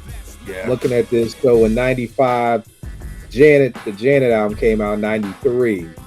Great so album. maybe they're listening to the end of that and the beginning of Velvet Rope, but I'm figuring if you're like Runaway and Scream and all of that. But if you're really just coming in at the Velvet Rope, I don't think you really understand why Janet's so big. No, you're not gonna get it. Now again, the person who's 45 in 1990, I mean, what was Janet in 90? She was at Rhythm Nation was 89. So again, a 45-year-old, I feel like that's the cusp. I feel like there could be a 45-year-old out there watching it like, nah, nigga, I was with y'all, like I'm rocking with y'all. I'm good. But I think for some of these groups, when you start to go down under 45, that's when, because I feel like you had to be outside when Control was out. You had to see the Pleasure Principle video. And she came through the door. She knocked the door down. Yeah, you had to understand the importance of these videos and what have you done for me lately. Like, there's just certain people who have catchphrases, like Toni with "Love Should Have Brought You Home Last Night." What have you done for me lately? Yeah. That was a catchphrase in life. Like, that went beyond music. Like, you had people asking, like, "Yo, what have you done for me lately?" Like, right, and then he put it in Raw. Right, but that's what I mean. You keep going from it like that, and then you get into Rhythm Nation, and you're with that, and you know, and then I think just eventually you get to a point where for us, or I would assume so, you know, Janet was one of the first, you know, like sex symbols type thing. Yeah. You know, she was the first joint talking freaky. But now you get into the 96, 97, we got Little Kim and you know, Foxy drinking babies. You know what I mean? So now the stuff Janet doing don't seem so crazy because it's being taken to a whole nother level over here. You know what I mean? I remember Janet's stage shows when she would bring a nigga up on the stage. You know what I mean? And that shit was crazy. But again, then when people start doing even crazier shit, it's like, well, that really ain't shit no more. And then I felt like Janet may have ran the freak shit just too far. Like, she was still like on albums still talking that freaky shit. I mean, if you a freak, do your thing. But I just think if you're a freak, you got to keep up with the other freaks. You know what I mean? So I mean, you think she was doing that with each album though? well, hold on. One of these albums, was it Demeter Joe? One of these joints. Hold on, I'm looking at it right now. There was one joint. I know she had freaky songs later on. Spending Time, Magic Hour. I mean, with that, she had the on Demeter Joe that was moist and Yeah. So it's kind of like Demeter Joe is what year is this? Demeter is 2004. Yeah, it's 2004. Just confessions during that time. You gotta give me more than moist in 2004. Like, you know, Kim drank babies in 97. So moist in 2004, nigga. You gotta step your freak game up, bro. That's it. You just moist. That's it. That's all we got. To be honest, I don't even think that would have even if the Super Bowl went to happen, I think that album would have still did great. I mean, I thought it was a dope album. I think, again, with Janet moving away from Jimmy Jam and Terry Lewis, you know what I mean, and getting Kanye. And I wasn't mad at the Kanye joints. I like the joint I Want You. Yeah. Like, I still bang that joint now. So, but I just think, like, after a while, it's hard to really keep up. And to be honest, Janet did a great job of keeping up. Because Janet didn't fold into the hip-hop. She didn't start being, I mean, yeah, she got with Q-Tip, but Janet never tried to dress like Mary or wear... hip hop, you know, so she was able to, and my favorite album is Janet, and that's what, 97? You know what I mean? So she was able to. This is Velvet Rope. Velvet Rope. I'm sorry, Velvet Rope. Velvet Rope is my favorite. Velvet Rope was real Afrocentric, and it was dope, man. And you know, she really one of the ones that helped usher with that neo soul. I mean, usher in the neo soul sound too. And to me, that was the almost end of the freaky shit with Rope Burn. Like, you know, I Get So Lonely. Like now we're starting to wind it down. But again, Moist in 2004, you need more. What are you gonna say, Vague?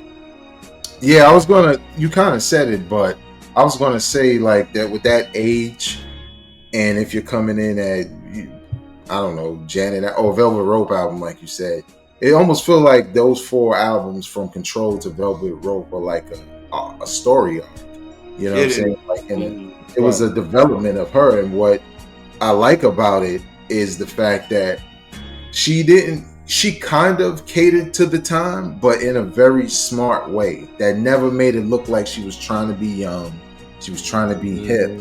It was just more so, well, this hairstyle is what they do now in Velvet Rope, but it looks real on me, it looks nice on me, you know what I'm saying? In the 80s, that was my bag. I was young, so I looked that way. Same thing with the Janet album, right? Like that vibe, you know, the seashells and all that shit, you know, that was kind of what it was, but it didn't feel like, oh, she tried to be young, you know what I'm saying? Like, right. Or I never felt like when I heard That's the Way Love Goes with her over Impeach the President, I never was like, oh, here she's trying to do some break beats, or you know what I mean, singing over the Vapors. Or I didn't feel like, oh, she's trying to be like Dilla with the Uma, with the Godzilla's going. Like you said, it all felt good. But I think, Vague, that's a great point of it being a story arc, because I think it's almost like somebody coming in and just catching the last 20 minutes of a movie. Right. Like, you're not going to enjoy it if you didn't see from beginning to the end. I love your idea of it being a story, those 4 albums being a story arc. And you just do come in on the Velvet Rope. You're not getting the whole, you know, because we saw Janet grow up. We saw Janet go from Different Strokes. We saw Janet, we saw a Good Time. We saw her grow into, like you said. It was a story arc. So and then it was just got to, because by the time you got to the All For You project, it was like everybody was like, whatever. Right. You know what I mean? It was all the new girls was out. It was all she had to deal with them, the Britney girls and all of them, and then Beyonce and her girls is coming in. So she just, like y'all said, by the time the Velvet Rope, it was like, okay, now we're going here, which is fine. Fine. So what you got up next, bro? Man, I'm gonna go with Ice-T, man. You know what I'm saying? Because good for him, you know, just a lot of people look at Ice-T now as this actor because he's been on Law and Order and stuff like that for like 20-some years. You know what I'm saying? He's been in a lot of movies and documentaries, and he's a legit actor. So you forget that at one point he represented hip hop hard in the early '80s before his debut album. You know what I mean? So he was always, you know, wasn't he on like Breaking? I mean, Beach Street or something like that. He was in Breaking. That was the first time I saw Ice-T. Yeah, so he doing that, MCing on the mic, and then, you know, he goes into his albums, man. I'm gonna tell you, man, Colors, 6 in the morning is like an epic West Coast album that influenced the East Coast also. You know what I'm saying? And then you got Colors really showing you the gang banging and the whole gang culture on the West Coast. I mean, Ice-T was doing this stuff before NWA. You know what I'm saying? I think a lot of people forget that. You know what I'm saying? But he was doing that before all of these other acts on the West Coast, man. You know what I'm saying? And then, of course, Ron Page come out in 87. And then what I got right here, yeah. Power is dope. But I even like, even when it comes to the 90s, man, when OG Original Gangster album, man, in 91 was crazy. You know what I'm saying? So Ice-T has over 30 total albums, man, because not only did he have a big discography himself, he had all them joints with Body Count.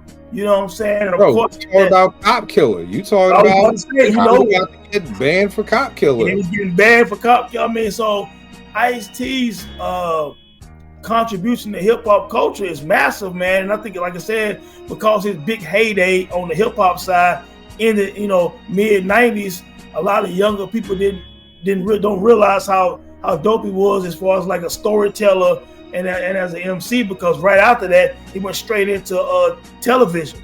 You know what I'm saying? So you forget the same way some people younger crowds be forgetting Ice Cube and LL Cool J were these amazing MCs because they see them as like on sitcoms and movies and stuff like that. And Ice-T is the same way, man, because he's been very prolific with his acting, but as an MC, he was dope for what he did.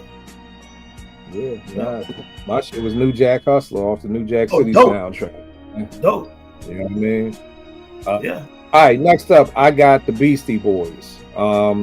8 albums, Licensed to Ill in 86, Paul Boutique in 89, Check Your Head 92, Ill Communication 94, Hello Nasty 98, To the Five Boroughs in 2004, The Mix Up 2007, Hot Sauce Committees Part 2 2011, 8 albums. Let's just, call a spade a spade. They don't get the respect because they white.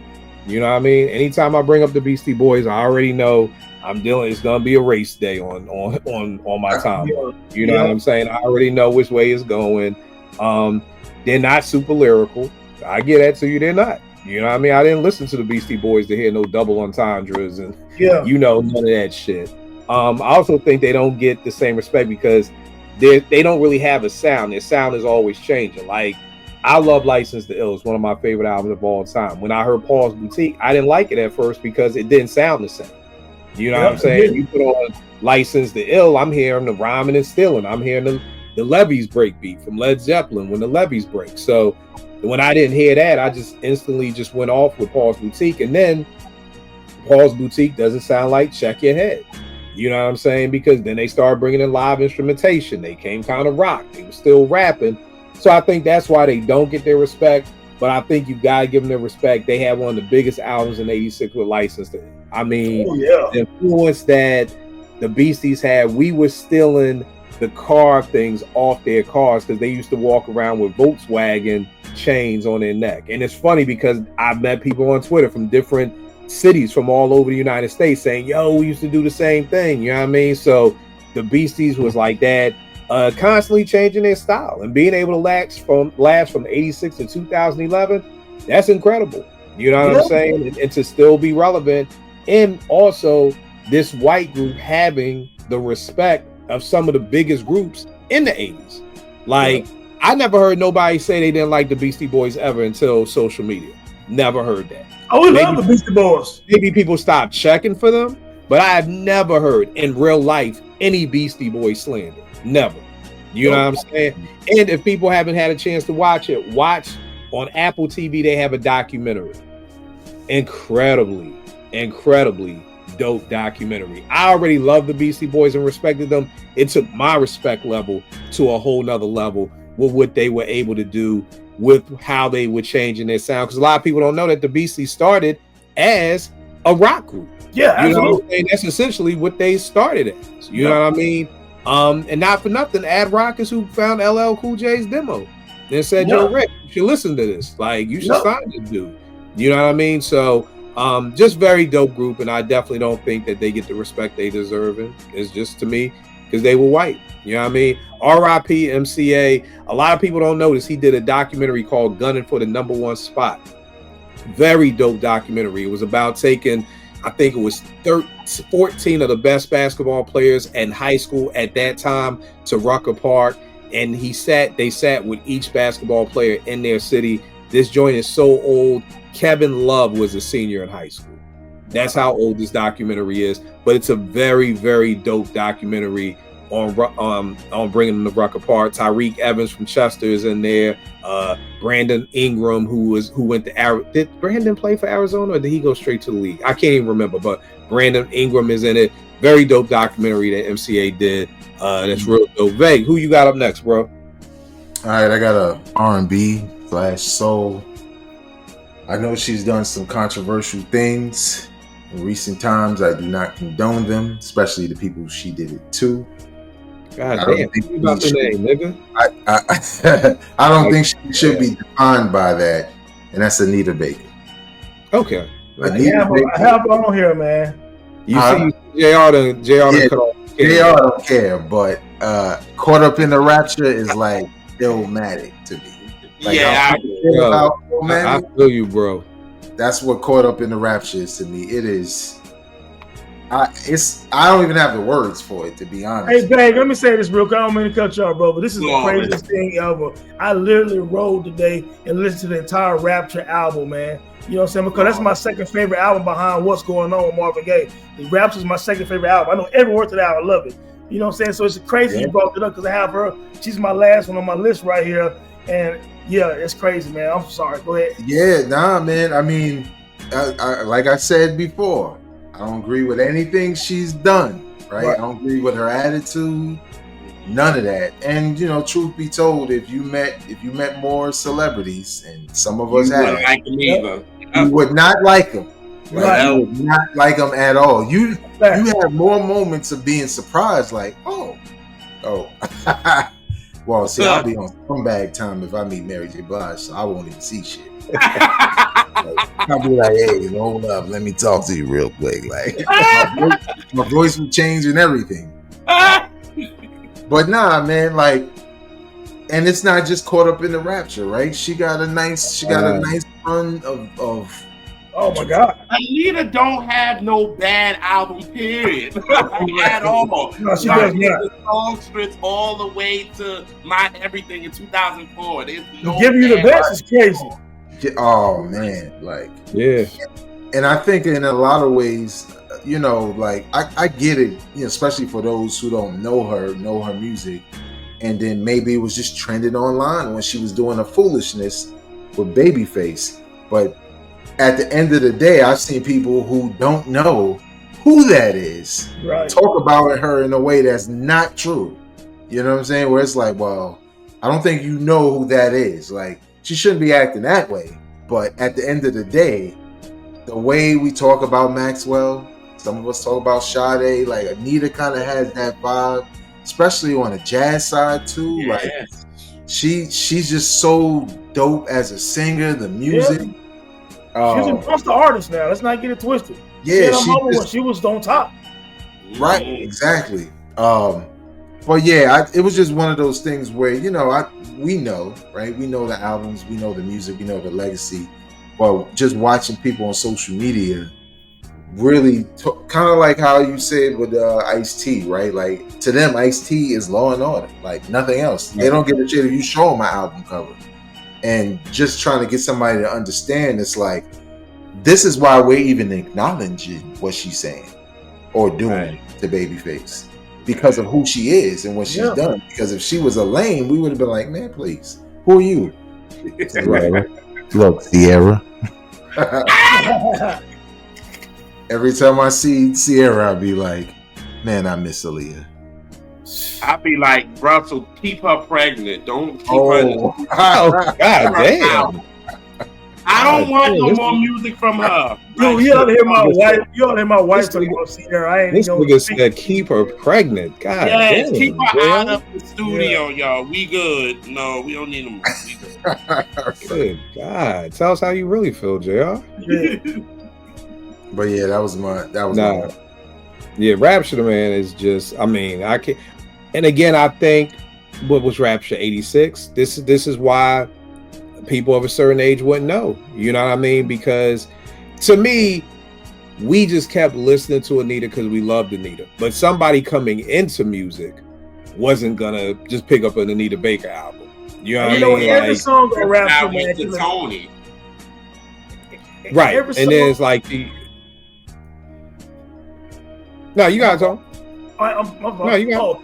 Every song on Rapture could have been a single, man. I want to say, JR, you can correct me on this. I think the last song, man, Watch Your Step, I think she said on a live show on YouTube one time that she wrote that in high school. You know what I'm saying? And that was actually the first single. Yeah. Watch Your Step, she wrote it when she was in high school, man. But yeah, Rapture, man, every song, Mystery, No One in the World. Man, oh my God, just yeah, man, it's incredible, man. It just there's not. You talking about incredible? Have y'all seen Kendrick do "Good Kid, Mad City" to Rapture? Yep. No. He does that. He does that live at his show. Crazy, what? Bro. Like the whole show, he's playing Luther, he's playing Anita, like all throughout the show. He's playing like Teddy Pendergrass. Oh, the show. Crazy. Him and SZA, 3 straight hours. Like I literally, me and they was like, okay, could y'all stop? We're tired. Like, you know, it went from 8 to 11. So I mean, they put in 3 hours of songs between the both of them. But he did one song over My Latest Greatest Inspiration by Teddy. You know, he does Good Kid. He does Good Kid over Sweet Love. I'll send it to you, one of my peoples on Twitter. Like, he saw that I fucked with, and he mashed it up for me, and has it. But yeah, he's definitely giving them a lot of love, you know, because he's playing Luther, you know, of course, throughout the show for If This World Was Mine for the Luther joint. So yeah, real dope show, man, real dope show. And but yeah, love responded to that on she Twitter. Responded to it, yeah.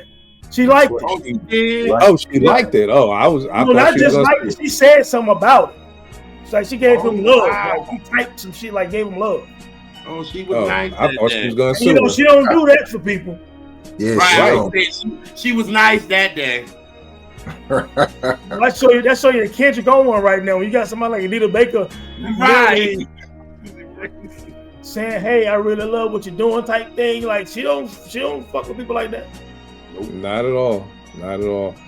JR, who you got up next, bro? I got Toni. Oh man, not mad at that at all. They don't get their hours at all, but I think because of Raphael being so big, you know what I mean? Everybody kind of thinks, but I'm like, before that, he was in this group, and you know, so for what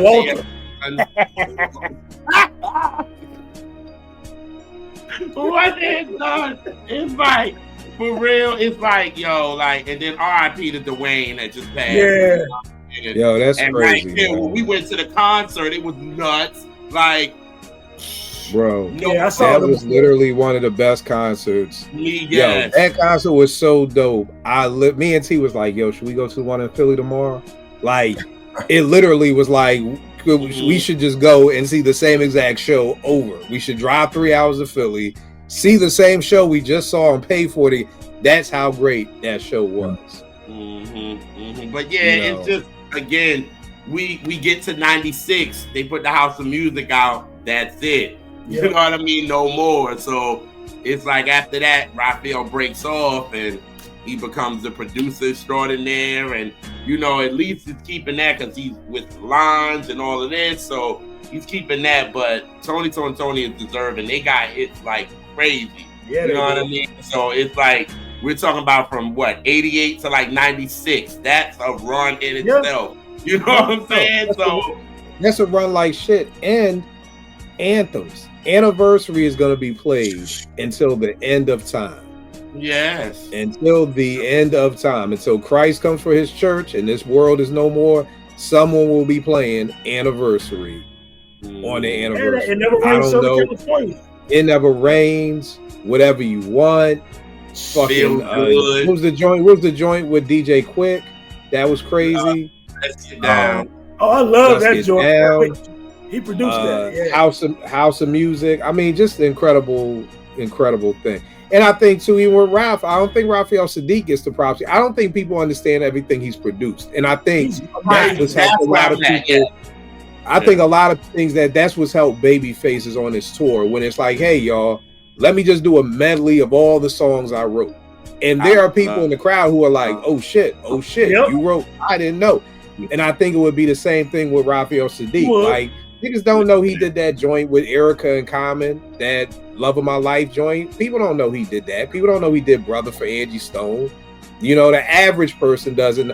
I didn't know he did shit on this fucking Carter Cowboy album for Beyonce, because I never listened to it. But you did. Well, I don't even know if they're good or not. But I didn't know. Okay, well, there you go. Okay. So, but yeah, I think that's one of the things, even with Raphael Sadiq, they don't even know everything that he's done. And then I also think too, with during the era they was out, it was all about groups and not bands. So they would throw them in as a group, but they really wasn't a group. And them and Mint Condition had that problem. Like, it was all about them making them a group, and it was like, no, they playing instruments, they doing all of this, and it's like you're trying to put them into the category of these 90s boy groups, and that's not them. So they had to deal with that, and then it's just they throw back bands. They throw back bands. Yeah. But what the problem is too is that you got hip hop and music is so finicky. You know what I mean? Like, there's a time when playing the instruments was whack. Then I swear, Jay, there needs to be a case study done on Jay-Z. After Jay-Z's Unplugged with the Roots, then everybody wanted to have a DJ with a drummer and have a band and incorporate it. After Jay did that, then Questlove stock just took off, and then now he's the musical director for everybody. And Adam Blackstone, who's right from Philly, but he over the bridge in Jersey, who's the bass player, he's everybody's band. So it went from nobody. Look at hip hop shows before that, Jay-Z Unplugged with the Roots and Jaguar Wright, and look at how many people had live bands before, and then look at how many people had live bands after. But then I don't know if this didn't Tribe and LL do an Unplugged back in '91 too. Yeah, they did an Unplugged, but it didn't make people be like, okay, where are the instruments? Like, let's play some instruments. It wasn't like that. I mean, even the brand new heavies had the heavy rhyme experience, and it was like, it was cool to hear Pooba over some smooth jazz, but it was like, where the hip hop beats? Bring. That's why I wasn't really fucking with Do You Want More at first, because it was like, where the drums? Where's the drum machines? Where's the sound? I don't want to hear no live jazz. I mean, I love it too, but Philadelphia is more my sound. You know what I'm saying? Right. So that's what I mean. That like they did those Unplugged and they were dope, but it didn't make anybody say, okay, when we getting the live, when we getting LL Cool J with a live band. Nobody was like waiting on that. But if you look at how many groups and artists started to incorporate a DJ in with a whole live band, it was after Jay did that shit with the Roots. Wow. Like, niggas really look at how Jay, before the Blueprint, everybody was Swiss Beats. After the Blueprint, everybody was back to sampling and speeding shit up with Chipmunk Soul. Like, niggas really watch and do everything Jay does. Like, dead ass. Like you said, Cristal is dead, so they asked me what we drinking. That's real shit. Niggas is really like, Jay, what we drinking, baby? What's the new thing? Yeah. We not wearing jerseys no more, Jay. We wearing button-ups? Bet. Fuck these jerseys. Throw these shits in the trash. Give me a button-up. Oh, we don't rock rims no more, Jay? Just regular shoes on the car? Okay, no more rims. The X5 is a baby mama car. Yo, trade that shit in, my nigga. And we saw that back to the range with the 4.0 to 4.8. What's the difference between 4.0 and 4.6? Yeah. Best believe a nigga did not want to be caught dead in the 4.0 after Jay said that shit. Yeah, it was like there was a big difference. Case study. Yeah, it's a big difference between what Big was doing with it and what Jay was doing. Big made you want to go get it. He made you believe you could go get it. Jay-Z made you feel like you a broke nigga if you don't have it already. Yeah. There you go. That's exactly right. That's exactly right. I never felt bad listening to Big. I felt good listening to Big. Listening to Jay, like, God damn, I'm broke. Like, yeah, when he said that shit to Mace about those ain't Rolex diamonds, what the fuck you done to that? I'm like, damn, I need to know the difference because Hell yeah. And that's a great way to put it. That's a great way to put it, Vag. That Big made you feel like, yo, you can go get it. And Jay was like, you just a broke ass nigga. Like, That's very true. and just like you said, like I bet you pull up on me with you in your bitch in your car, my nigga. Like you ain't pulling up on me by yourself. You pulling up with me in your joint talking about what's the difference between the 4.0 and the 4.6. Nigga, 30 grand, cocksucker. Beat it, nigga. That was terrible. Beat it. You know what I mean? Look, pull up playing some other shit like, damn, he's rich. Yeah. Great point. Big made you feel like you could get it. Jay made you feel like you was a broke nigga. So yeah. I'm telling you, case study on Jay-Z, man. Dead ass, man. Dead ass. Like David Stern was mad at that nigga. Like, yo, we can't sell no jerseys because of you, nigga. Like, why you telling people don't rock jerseys no more? That nigga damn near put Mitchell and Ness out of business. Yeah. Okay. During them Jersey years, every rapper was in Philly. You come to Philly, we going to Mitchell and Ness. We going to Mitchell and Ness. My man Zay was the general manager, met every fucking body. We going to Mitchell and Ness. After Jay, nigga, Mitchell and Ness was like a fucking online store now. Like, nigga, we nigga, like, yo, like Jay really will have nigga.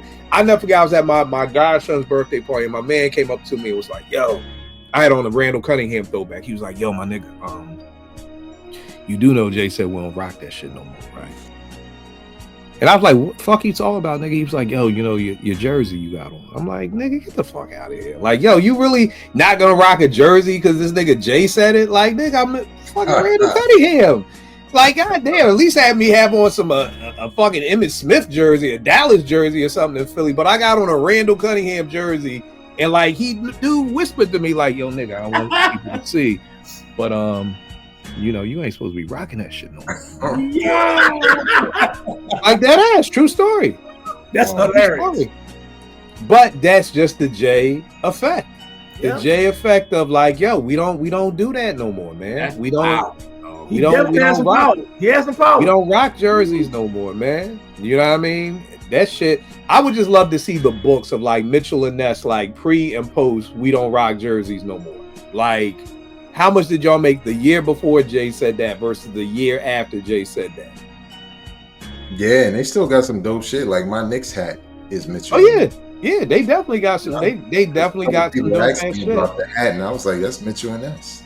Yeah, and I mean, coming up in Philly, we was going to Mitchell and Ness in '89 because that's where we knew we could get the fitted hats. They were one of the only places in Philly that had fitted hats like that. So we knew you go downtown, you go to Mitchell and Ness. So it was dope to see them blow up to this point. But it's just like Ye said, no one man should have all that power. That I could literally, that somebody could just say I say he like the motherfucking Wiz, like, yo, the color is green and everybody rocking green. Nope, my bad, color's red and everybody's rocking red. Like Jay literally has the power to be able to do that. That's some crazy shit, man. Some crazy shit. If Jay said everybody go to church tomorrow, the church lines be around the whole church. You know what I mean? He did say, and it worked because it didn't work with me, but I've seen niggas say it now like it's law. Who's the best MCs? Biggie, Jay-Z, and Nas. And I was like, we wasn't saying that. Bro, there was a whole conversation. There was a whole conversation on Twitter about that. That may just have to be a whole nother show because I had mad niggas in New York being like, nah, we was talking about that. And I was like, yo, here's the wild part, yo. Jay just came out in 96. Like, you were really comparing a new MC to Big and Nas, Big was already the king of New York. Nas was the second to come up Rakim. And mad New York niggas would be like, oh, Kill, you can't say shit. You ain't from New York. I'm like, I know, but I know I fucking was running with mad New York niggas. And again, it's what I've just learned from social media. All we can do is talk about what was in our circle. Like, that's all I could do. So for my nigga who's in Harlem on 145th, maybe that's what they was talking about 145th. You got no idea what they talking about over on 119th and St. Nick. You got no idea what niggas are saying in Coney Island. Like, so it's easy. And I mean myself too. I'm like, niggas in Philly wasn't listening to that. Jay-Z was just brilliant, man. He just spoke. Niggas in my block wasn't listening to that shit. I don't know what niggas in South Philly was listening to. So you can't represent the whole goddamn city. You have no idea. I had niggas telling me, yo, niggas was rocking their clothes backwards in Brooklyn when Criss Cross came on. Not the niggas I knew in Brooklyn. No. Okay, so again, niggas, but again, that's part of the game. But Well, I'm sorry, Tony. What'd you say? No, I was just saying, man, Jay-Z was smart because he spoke it into existence. He put himself in that light, and then everybody's kind of like, well, the nigga is kind of nice, so maybe he is going to be as good as him. And that's the exact thing. And I tell people, I had to learn to do that myself. You got to talk your own shit. Nobody was calling the Roots legendary until they started saying the legendary Roots crew. Mm-hmm. Nobody was calling T.I. the King of the South until he said, absolutely, I'm the King of the South. So again, you are 100% right. You got to talk your own shit and put yourself into the conversation. Yeah. But it's just funny you said that, babe, because it got into a whole debate of like niggas was talking about that. I was like, yeah, I didn't know anybody. I'm like, yo, I'm working at the radio station. I'm talking to label reps every fucking day. Every Friday, there's a rapper coming through the building. I never heard anybody say it wasn't the best MC, Jay-Z, Biggie, Jay-Z, and Nas. I was talking New York niggas into listening to Jay-Z because I thought he was dope. I remember talking people into him like, yo, you gotta listen. Yo, he don't do that fast rapping shit no more. Listen to this shit. So for him to all of a sudden just be top of New York on the same level, like Method Man, like at that time, shit. But the only reason why I brought it up is because of what you said. Jay-Z can make people think shit if he say it.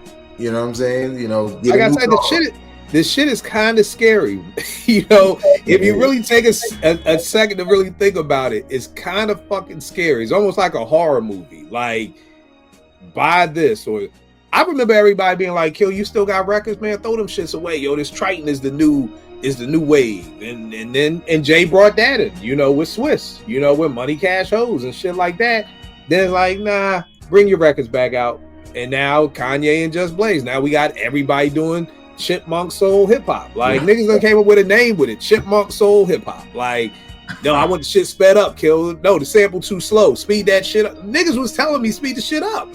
Like, yo, you make the beat faster, I need it faster. Like, yeah, you know, like, it's amazing. Niggas gotta do a case study one day on Jay because shit is crazy. I don't even know who I left off on. Was it you, Tone? Or you next? I think it's me because I think you. Yeah. Who you got? Who you got, Veg? This. And it's my last one. I have The Game, and it's more so about his pen than anything because the knock on The Game was that he would name drop. Right.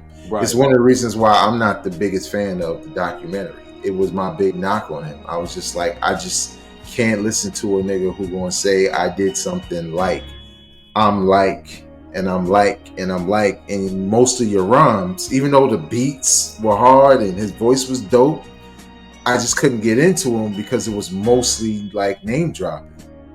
But when you look at his catalog, oh shit, it's good. There's a lot of people, his catalog is slept on, his pen is slept on, from Doctor's Advocate to the documentary 2. This is a double album where both disc or whatever are crazy. It's crazy. Yeah, crazy. You know what I'm saying? Like crazy. Even the last joint he put out, I think a lot of people just ignored it because of the Eminem disc, because it was like, who cares? You know, 10 minutes, this and whatever. But it was some joints on there. And the one to me that I like a lot, to get slept on, is 1992. That joint hard.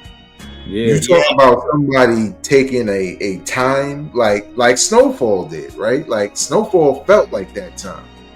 He did that in such a perfect way that, you know, being around in 1992 and the cover like cartoon being an homage to like Doggy Style almost. But he just got dope ass records. He got bars. And he got albums that I was just like, yo, he has more great to good albums than he has whack albums, in my opinion. Oh yeah. You know what I'm saying? And he hasn't spent his whole time, like, obviously a lot of MCs will mention other MCs, but it's not as egregious as it was on his debut when it felt like that's really all he was saying for the most part. But I just feel like his antics is what people remember. Fuck him up. Yeah. Right. Yeah. Overshadowed his great discography, man. Mm-hmm. Bro, That's a great pick because I'm looking at this Game mixtape I did. The joint, The City was crazy with Kendrick Lamar. Yep. Born in the Trap that Primo did for him. He had that joint, The Good, the Bad, and the Ugly, which was crazy. That Shit, Don't Need Your Love. The Jesus Piece album was heavy, feature heavy, but was a dope album. Why You Don't Love the Game with Marsha Ambrosius, Good Girl Going Bad. Man, Ricky. That Letter to the Ricky King with Nas is crazy. Yeah, Ricky was crazy. Big Dreams. Man, he Ali Boombaye, like he's got. Kid, what was that? Kid, what was that song on LAX, man? That DJ Quick produced.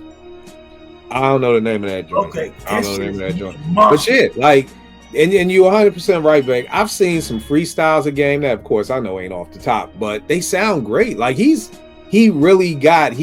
literally one of the most improved rappers. You know what I'm saying? And like you said, I think people either get caught up in the drama and like all the dumb shit he does, and not really, because I know a lot of people who haven't listened past the documentary, like, and I'm like, yo, y'all missing on out a lot of dope ass music, you know what I mean? And I think it's one of those things where, and Vague, you may got me to listen because I'm guilty of doing this, like, oh, Dre ain't do nothing, oh, I'm good then, you know what I'm saying? But he's got, and that documentary too is so fucking good. That joint dope, man. I was just banging the shit he got with Drake. What's that shit? 100? Yo, that shit bangs. Yeah, that shit bangs. It's a very dope album. Standing on Ferraris, man. There's some bangers on there. JR, who you got up for your last joint, fam? Who did I have? I got Freddie Jackson that time. That's what it. I ended with Freddie. Yeah, he does it, man.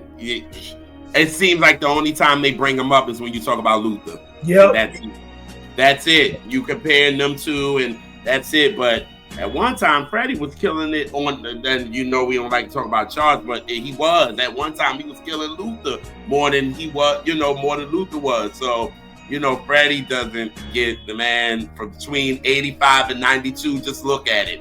Oh yeah, it was incredible. He was killing. You know what I'm saying? And it's that 45. The 45-year-old may get it, but that's the cusp. I mean, I think Prime Freddie is more 87. I do you feel like there's still bangers in 92? Yeah, that somebody 10 years old would gravitate to. I don't know about that, but so to me, that's the thing. So again, the 45-year-old may be able to tap in with Freddie, but I know for me, a lot of that came from me just hearing my pop play that shit all the time. So whenever I'm hearing Freddie, it's You Are My Lady and all those joints, right. it was the foundation of Freddie. And I love what Vague said, because this really may be a huge piece of music. It's just the story arc of it. Remembering Luther from back here, from Never Too Much to seeing him go to Here and Now. Like, you know what I mean? Like, I don't know if somebody who comes in at Here and Now really understands the creeping and the If Only for One Night and understands all that stuff. You could be like, yeah, I like Here and Now. Like, it's a cool song, but I don't really fuck with Luther. But it's because we know the background of Luther. We know all that good shit. So that 10-year-old in 1990 who's falling in love with music, may not really been at 7 may not have been gravitating to that if their parents weren't playing. But they might. And then by 92, it was music was changing, so it was like, this is Jodeci and all them times. So it's like, I feel like that 45-year-old is on the cusp of everything that we're saying. They may just have caught that tail end of it, but I don't know if that tail end is enough to give them the love that we give them. And then by the time you get to 40 and under, it's just a wrap. What you gonna say, Beck? I was gonna say, I think you made the point, because obviously this isn't everybody, but knowing y'all well enough and hearing y'all tell some of the stories about your family and what was played in your house. If you grew up in a musical family, whatever the music is, you could be young, because a lot like Anita Baker, I was young. Right. Queensbridge houses with Miss Versi, that shit, you could hear it on the first floor Word. And you were hearing it all weekend. So by that time, I'm in the crib singing all that shit, and I'm a young. Nah, So you're right. I think there's ways to be young and still relate. Oh yeah. But if you saying, you know, like we said earlier, like, oh, I just heard Velvet Rope and then Janet after that, you got some homework to do. Because I think what's different about us is we really like somebody, we going back. Right. And you know, Vague, you make a great point with that, because with hip hop is different than R&B. Because like you said, R&B is going to be getting played. You know what I mean? Whereas if you don't have an older brother or older sibling, you know, like you did, then that music isn't. My mom ain't playing EPMD's Unfinished Business album. You know what I mean? So it's like if you don't have an older sibling or older cousin who's playing it for you. So like I said, there are some people who may still be here, but I've always wanted to look at the numbers. Like, what are the age groups on Twitter? And I'm just going to go ahead and assume that there's a whole lot more people who are 45 and under than 45 and older. So it's why there's so many of these debates, and why so many people don't respect the elders, and they're not keeping their name alive because they just don't get it. Again, the 35-year-old is 10 in 2000. Nigga, what the fuck he's supposed to know about Freddie Jackson? You know what I mean? I be in my teen center playing Jodeci, and my kids be like, yo, Mr. Kill, this the music my grandmother be listening to. And I'm like, God damn. Like, Jodeci, like Forever My Lady is with your grand. So in that kid's house, he goddamn sure don't know who no Freddie Jackson is. You know what I mean? His Freddie Jackson is Jodeci. Like, you know, his Anita Baker is Mary J. Blige. So he don't know who Anita Baker is. You know what I mean? So I think that 45 age is like the cusp. I feel like that's almost the cutoff. And like you said, Veg, if the music is being played, like you said, I was 6 when my mom was playing Billy Joel, A Stranger. But I love that album to death, you know? Half the music I love came before. It's just, I think with hip hop, for me, because nobody was playing it, I didn't have an older sibling or any older cousin. So it's like, I just had to see Run DMC on American Bandstand and be like, oh, I like that. You know what I mean? And I didn't have the money or the know-how to go back and then listen. I didn't know who the Treacherous 3 was. So it's not like, oh, you like Run DMC? You got to listen to the Treacherous 3. Or you got to listen to the Funky 4 plus 1 more. That's where, like, there are holes in my hip-hop game, because before Curtis Blow, I probably can't name you 3 Funky 4 plus 1 more tracks. You know what I mean? Because I didn't have nobody to school me on that shit. So that's a great point too, babe. I just wanted to like draw a connection, because Luther was gonna be on my list, but I feel like between the song Luther and the documentary, he's probably getting the respect that I thought he should have got before any of this happened. Right. And for the kids watching, when that video came out and they let that Luther rock for a little bit, you have to be a certain kind of individual to like go into that. I think that's why Kendrick let it go. Yeah. Kendrick like, nah, you can't cut that off. Let that shit rock in the video. Or at the show, like you said. Yeah. Which is different, because I ain't gonna front y'all. This little sidebar.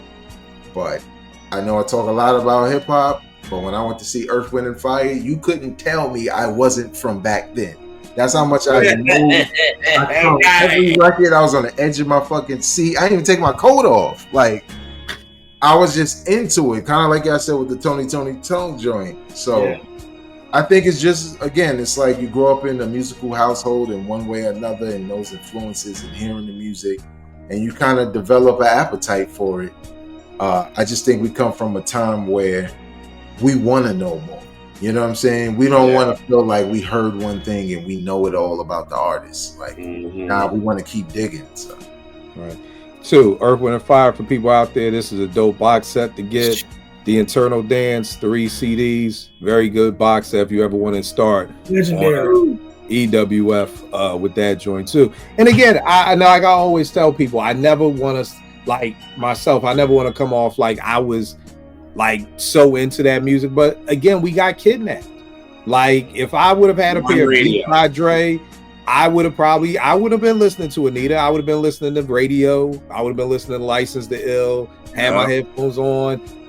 But because there's only one radio, because there's only one TV, I gotta listen to Sade. I gotta listen to Anita Baker, because rap videos didn't come on till Friday night videos. I had to listen to the Eurythmics and fucking Culture Club and Men at Work and Duran. So Huey Lewis in the News. Like Naomi be like, you like this shit? Like, and I was like, I love Huey Lewis. Like, now we got kidnapped. Now, where would black folk really fuck with Huey Lewis like that? Like, you know, the power of love. Because we got kidnapped and it was like, damn, this is good music. But this new generation, they can just pick what they want to hear when they want to hear it by themselves. You know what I mean? And that's the difference. You know, we got to kidnap kids. You know, for years, Naomi could not put on no headphones till she was at least in 7th grade. She didn't even have no phone. So she got kidnapped. So you get in the car with Naomi is singing all the old shit. She's singing all DeBarge. She got kidnapped. You know what I mean? But a lot of this younger generation, people don't know what the fuck their kids are listening to. We keeping it a buck with you. And don't. You know what I mean? You have no idea what your kids are listening to, and they have no idea what you're listening to. You know what I mean? The average house I go into don't even got a speaker. Everybody just got their own headphones. You know what I mean?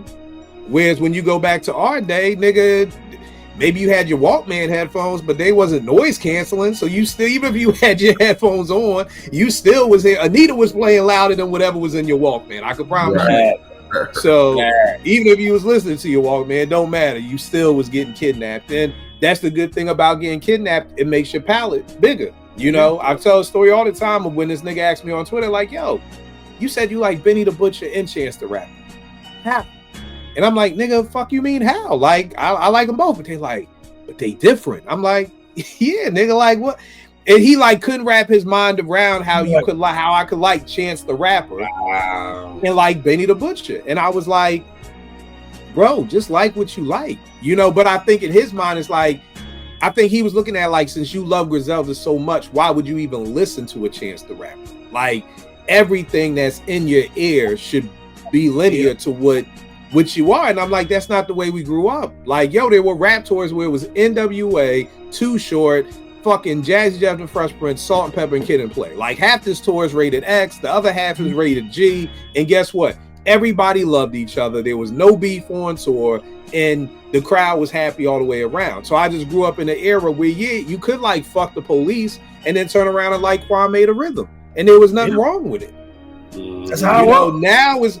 Now is the time where it's just like Griselda, Ransom, Griselda, like you all Stove Guy, like all you do is like that Griselda click, and that's all you listen to. And I'm like, nigga, if you like, listen to something else, you know. But I think in his mind it was just like, it was almost like, is it legal? Like, is that okay to like, nigga, how do you like both? And I'm just like, nigga, it's a sad day in music if you can't like two different people who are polar opposites of each other, but the music is still good. Vague, whatever. What's the Chance the Rapper? The second joint, the second mixtape, Coloring Book, I think is the name of it. Yeah. I love that shit. Yeah, it's a 5. That shit is 5 mics to me. I love that shit. Yeah, it's classic. Yeah, you know. You're right, man. I was just gonna add one quick thing about it. So I kind of feel in a lot of ways what he was saying is something that he wouldn't know, but it feels like industry created that thought process of this is this and this is this, or all of it's hip hop, right? Even the stuff that don't sound like hip hop. Whereas to us, and growing up in a time back then, you know, rapping was rapping, and you just styles. And I just kind of feel like a lot of it is like, unfortunately, like programmed. Because you hear me say it sometimes where I just be like, yo, I'm tired of getting shot at. Like, I need to listen to something else. You know, I need to listen to. That's why I like Kid Cudi. I'm like, yo, I love the music. Like, he's not the greatest rapper in the world, but I just. And that would be the thing. He would be looking at you like, how can you like Kid Cudi? But then I just saw you talking about Ransom.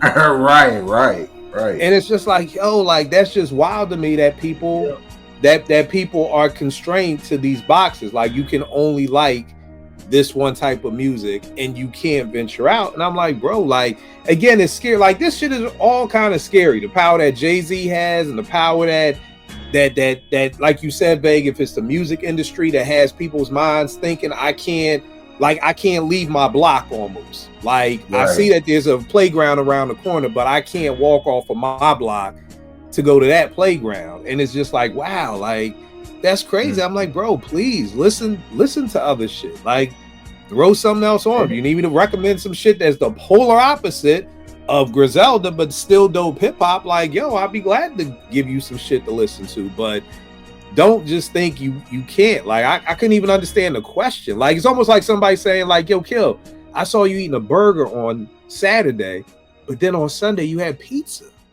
Like you could do that shit? Like you can eat different kinds of food, but that's how crazy that shit sounded to me. Like, what do you mean I was listening to Benny on Saturday and then Sunday you was listening to Chance? Like, how do you do that? Like, wow, like it's just crazy. Like, you know, and this is the mindset of like how people are being led and trapped into one way of thinking. So, who you got for your last one, bro? Man, I'm gonna go with Keith Sweat. And I'm gonna tell you something, man. I remember when the verses was coming up with him and Bobby Brown, and I posted on Twitter and Facebook. I said, "Y'all do understand Bobby Brown is getting murked tonight, right?" And I retweeted. I remember that. You remember that, Jay? And I like, no, Bobby Brown. I said, listen, I love Don't Be Cruel. That's cool. I said, do you understand that Make It Last Forever can match Don't Be Cruel? But he still got. I give all my love to you also. I ain't even talking about his discography, what he wrote, LSG stuff. I said, dog, Bobby Brown is high school music. It's cute. Make It Last Forever and all Keith Sweat stuff is grown folk make love music. I say it's a whole different level of music. I said it's not even gonna be close. He's getting murked tonight. And I'm gonna tell you something. Keith Sweat ran off like 7 or 8 grown folk sexy songs at the beginning of that verse, and it was already over.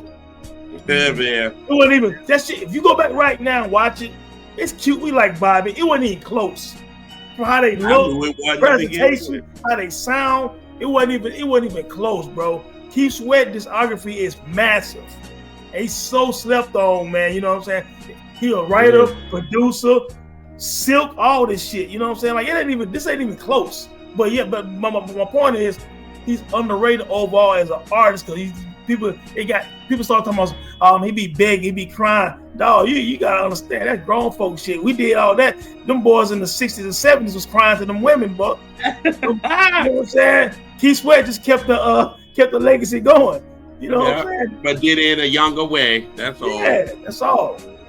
And you know what it is, Tom, man? This whole generation don't understand begging and crying when you fucked up. Yeah. You know what I mean? Niggas too thorough to cry no more. Like, yeah, I fucked up. All right, fucker. I'll move on. Like, nah, that wasn't our move back in the day. Like, damn, I got caught. All right, how I'm gonna make this up to you, babe? What I gotta do? So it's just a whole different You didn't want that next man. You didn't want that next man to get it because these cats now, they lose their chick behind closed doors. They punching the wall. Right. You know what I mean? Or they trying to go shoot you. That's really what it is. Oh, you with this new nigga? Let me go shoot up his house then. Like, you know what I mean? So it's the whole mentality of we were still coming up in a time when it was okay to be in love. You know what I mean? Like I always ask my teens all the time, what are y'all walking down the aisle to get married to? You always half of them always be like, I ain't getting married. So that's a problem in itself right there. That's a whole nother problem we ain't want to talk about. Yeah. Then we talk about even if you want to get married, what you walking down the aisle to? You know what I mean? What love songs? And then everybody tells me, Gerald, what's that song with her and her? You talking about her and Daniel Caesar? Right. That's the go-to. That's the go-to. So it's like, but I'm like, there is no love. Like we have 50 go-to songs. Even BBD, when will I see your smile again? Like these are the bad boys, and it was, come and talk to me. There's no love anymore. You know what I mean? So as people emulate what they hear, like I remember wanting to drive in the rain because one of them Keith Sweat videos, he scooped Shorty in the rain in the Benz. I was like, yo, let me go driving in the rain. Like I wouldn't just drive in the rain like any Shorty from the high school at the bus stop because the shit just looked thorough. Like, you know what I mean? Whereas, Keith was the man. Keith was the man, man. The last person I had up on my list was Chuck D. I just feel like he doesn't get the respect just because that pro-black hip-hop got played out by basically 1992. You know what I mean? So again, for that person who's falling in love with it in 91, you get an Apocalypse album, which really is kind of PE. You know, that's the Shut 'Em Down remix that kind of breathed some life back into that. But when you talking Yo Bum Rush, the show from 87, Nations from 88, Fear of a Black Planet from 90, Apocalypse in 91, Music in the Hour and the Message in 94, the He Got Game soundtrack in 98, Is the Poison going on in 98.9. I mean, Chuck and Public Enemy. So again, I think they don't get the respect Pro Black getting played out by 92, in that he wasn't a lyrical miracle MC. You know, I've had young boys really be like, yo, Kill, yo, I see you really respect this dude. I'm not feeling the bars. Like, where's, and I'm like, yo, Chuck was his own entity. Like, I don't even know what style Chuck had. He just had his style, and his style was dope as shit. You know, I throw it down your throat like Barkley. You see my 98, you'll never get these. This belongs to the 98 Pi. Like, he just had his own style. You know what I mean? And that was it. Now, why you respect him, to me, he's the GOAT voice in hip hop. Like, when Chuck talked, you listen. Like, that was that. He was a GOAT at setting off rhymes. Like, bam, and you say, God damn, this is a dope jam. Like, all of his one-liners from Fight to Power. Like, here it is. Bam. And you said, God damn, I got a letter from the government the other day. Like, Chuck just grabbed you, like how I said with EPMD, like, you press play.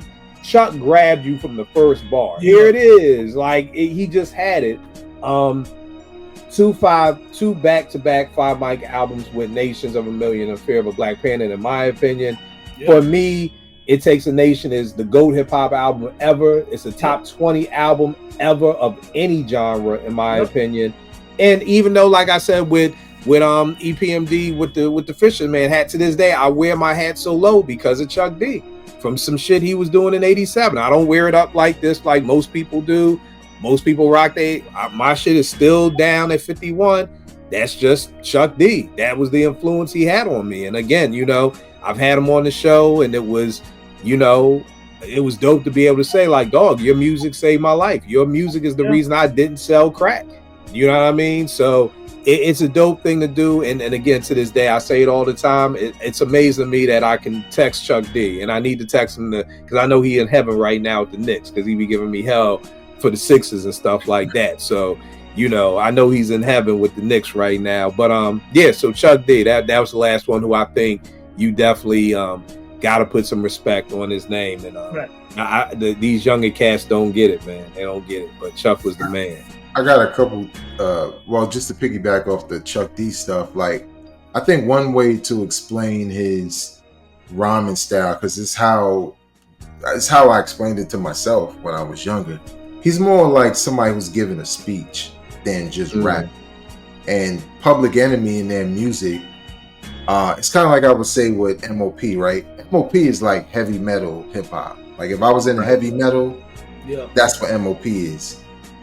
Chuck and Public Enemy is almost like rock and roll. Like, everything is like high energy, not typical, you know what I'm saying? And even the way he approaches the words, like, even when you hear like rappers in rock groups, he kind of rhymes like how they rhyme over the rock beats, but he rhymes over hip hop beats. Like when he had the group with Be Real and I forget who else it was. But it's kind of like Rage Against the Machine, not the name of the group, but it kind of reminds me of that. Like, that's what Public Enemy was for hip hop. And I think he just had a lot to say about our people. And I think it's unfortunate that that's a style that will go out in hip hop, considering the conditions haven't changed. Like, how does that not still resonate? I think it does, but I think in very different ways now, you know, so. Yeah, I mean, to me, a lot of that was the industry saying, nah, man, this dude got black folk reading out here. Because he had me reading Malcolm X Speaks. He had me reading autobiography. I remember debating my high school history teacher because of Chuck D. You know what I mean? He was educating blacks, and the man don't want that. So we got to get that reading shit out of here and get some crack and some more gangster rap up into place.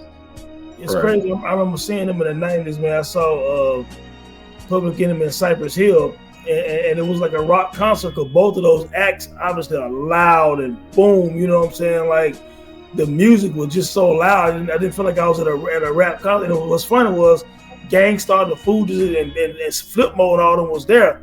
But when Cypress Hill went on and then when Public Enemy closed, those two shows just sounded different. Mm-hmm. They sounded like two rock bands as opposed to the other hip hop acts that came on earlier during that day. You know what I'm saying? It's crazy. Yeah, man. I mean, so, yeah. Chuck, man, it's amazing to see him still out here doing the work and still, you know, performing and everything like that. Anybody had any extra joints left over or anything? I'm gonna say this before we go. I had Fonte down here, and the reason why I know this is he's not old school, but underappreciated. It's not old school. Yeah. Okay, he's talking about 5 Little Brother albums, 5 Foreign Exchange albums, the collaborative with Eric Roberts and all this shit like that. You talking about dense, diverse discography, and you talking about you want to spit some bars. Fonte, I'm gonna tell you, he can really rap with anybody. If you listen, like they got a Greatest of Fonte mixtape on YouTube, listen to him. He can rhyme with anybody. You know what I'm saying? But he also, when he did that Leave It All Behind album with Foreign Exchange, man, that's about as good of an R&B album you gonna hear, man. It can fit in any decade, bro. Leave It All Behind is fantastic. Yes, it is. On the hip hop side, the listening and the minstrel show when it comes to underground hip hop, you know, not too many albums better than me. And I'm not just saying that because I'm in North Carolina, but I really think the listening and the minstrel show are that good. Yeah, I mean, I think the hard part, and I think who said this? I can't remember right now, but it's almost just like, you know, when Fonte came out, it was like J. co-signed J. Cole, Dre was co-signing Drake, and Wayne was co-signing Drake. Dre was co-signing Kendrick, and Jay was co-signing J. Cole. So that's how that big three came together, and nobody was really like co-signing Fonte to put him in that middle. Right. But because there was no co-sign, again, this goes back to what I was saying about Master Ace. He didn't have no real crew, you know what I mean, and not like that around him, and nobody to really push him out there. That Fonte kind of just got lost under those three. Where it should always have been 4. JR, you was at the apartment 5B at the hip hop joint when Trey was like, yo, well, if you saying KRS, Rakim, and Kane, well, who gotta come the fuck out? Because G-Rap gotta get in that top 3. Right. Why can't we make it 4? Like somewhere in hip hop is just this mindset of 3. Because to me, Fonte should have been right there with J. Cole, Drake. I think go back to Jay-Z influence. I think Jay-Z said Biggie, Jay-Z, and Nas, so it's 3. You know what I'm saying? But even before that, it was even Kane, Rakim, and KRS. Like there was always this mindset of 3, of the 3. And it's just like, so, and if you're not cool to get into that 3, then you're just left out. You know, but I feel like I don't even know who else was big at that time, because at that time, Dre, Lil Wayne, and Jay-Z were the 3 biggest people to co-sign. But I think if there was a 4th co-sign, like say Nas had a vote, like it's almost like voting for the All-Star game, like for the MVP. Like if Nas had a vote and Nas said Fonte, then I feel like Fonte's name would have been pushed a little bit more, especially when people say basically everything Drake does is what Fonte does, but better. Yeah, Fonte Drake loved Fonte. I'm sure he would. Like, yeah, nigga, thanks for all your talent, and you stay down there and let me do this rap. That's the only part, man. He's talked about him before on interviews. He said stuff about him on his IG, but like you said, Kill, well, put me on why ain't I don't take care of them? Why ain't I you love me so goddamn much, give me a verse. Give me a verse. Why am I don't take care of? Why ain't you on Charity Stars at home? And why ain't I open up at least one of your concerts, dog, so I can come on stage and say this is one of my inspirations. To your point, there's no way there should be a concert. Oh, I'm sorry, babe. What you say? No, I was gonna say, because when his fan base hears Fonte singing next to Drake, they're gonna be like, "Damn, who's that?" You know what I'm saying? When they hear him rapping next to Drake, they're gonna be like, "Shit, who's that?" Right. He ain't trying to it's my uncle. Yeah, like I knew niggas who wouldn't bring their girls around certain niggas. Like, nah, that nigga got green eyes. I ain't bringing my girl around that nigga. Nah, nigga, you ain't stealing my girl, nigga. So, yeah, I don't know. But again, there's no way that Drake could be doing a show in North Carolina and Fonte ain't getting called up. You know what I mean? Like, I was actually shocked that Kendrick didn't do that. Like, when Kendrick, he was saying something like, yeah, we got some special guests in the house. And I think he was just talking about people who was there. I knew he was going to bring out Freeway when he said that. I was like, yo, give free 2 minutes to just kick what they do real quick. You know, that'll pop off. You know what I mean? But, you know, I do like when people do come to that city and they kind of bring some of the people out to kind of show love. But, I definitely agree with you, man, because I feel like Fonte's name is not going to get the respect it deserves just throughout the history of hip hop. Like, because if it hasn't gotten the respect now, I don't know what else you can do, because he's done it all. Yeah. You know what I mean? It's like, I don't know what other box he has to check for people to put that respect on his name. And he don't really care as much as people think. He don't care like that. You know what I'm saying? But yeah. I mean, it's cool to not care, but again, I'm sure everybody wants that love. You know, not saying that it keeps them up at night and okay, I'm sitting down with my team strategically. What do I need to do? I'm sure he's not doing any of that, but it's just like, you know, it's like, nigga, I'm nice, y'all. Come on, stop fucking with me, man. Like, y'all gonna keep talking about these three niggas like I just don't fucking exist, right? Like, I'm not standing right here. Like, nigga, you talking about me and I'm right here, my nigga. Yeah. Like, we gonna act like that, but I agree with that too. Yeah. JR, where can they get at you? The R&B raps, what y'all got going on? What you cooking up? R&B raps, when this comes out, the fan culture we doing with Kamani, he picked the Temptations, which was really, really fun. We sticking with that. We got some new stuff that we're actually creating behind the scenes that I can't talk about just yet. But just follow us, the R&B raps on Instagram, Twitter, JR Gorilla Soul on Instagram, Twitter. This the Stack JR Stack fight still got that going. So then I'm gonna do another label after them. So I'm doing like 5 labels. So that's what I got. But check out everything at the R&B Raps, RBRaps.com, all that good stuff. And a huge thing just for people watching to understand that what him and Elisa doing with R&B Reps, I think is incredible. What he's doing with the Stack stuff is incredible because, again, when we were talking about when Vague was saying about Run DMC and it's not being a crossover, they're rhyming over these breaks, like the Levees break. When the Levees break was a Led Zeppelin song, which is another hard rock white group, you know, so we were rhyming over that stuff. So when JR is doing these Stacks joints, half the stuff that y'all like is coming from these joints or coming from these songs. So like Vague said, our generation, we wanted to learn more. You know what I mean? And for the younger people who watch the show, that's why I want to make sure we're always leaving you with this is a good album to start with, or if you want to get into this, go here. If you really want to do the knowledge on the music and where it really starts from, you got to tap into what JR is doing with these different record labels, because that's really giving you the origin of where a lot of your favorite music that you love comes from. And I ain't keeping you that long. 3 to 4 minutes, you getting it, and that's it. I ain't keeping you long, so.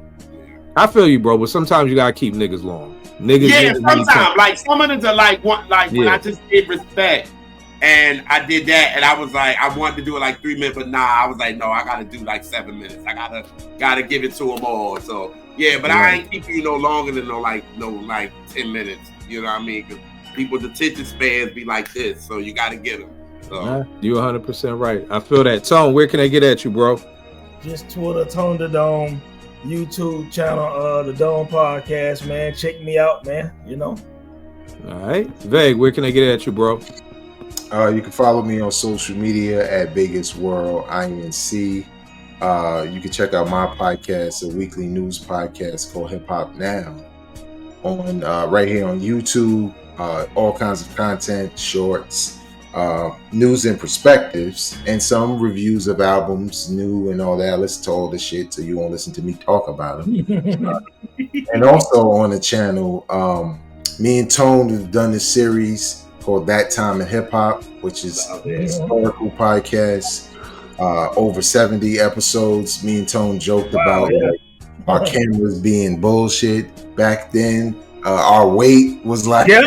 Our weight was like, oh shit, Fat Vegas and Fat Tone. Like, even when I go back, I was like, what? Like, yeah, for real, dog, no doubt.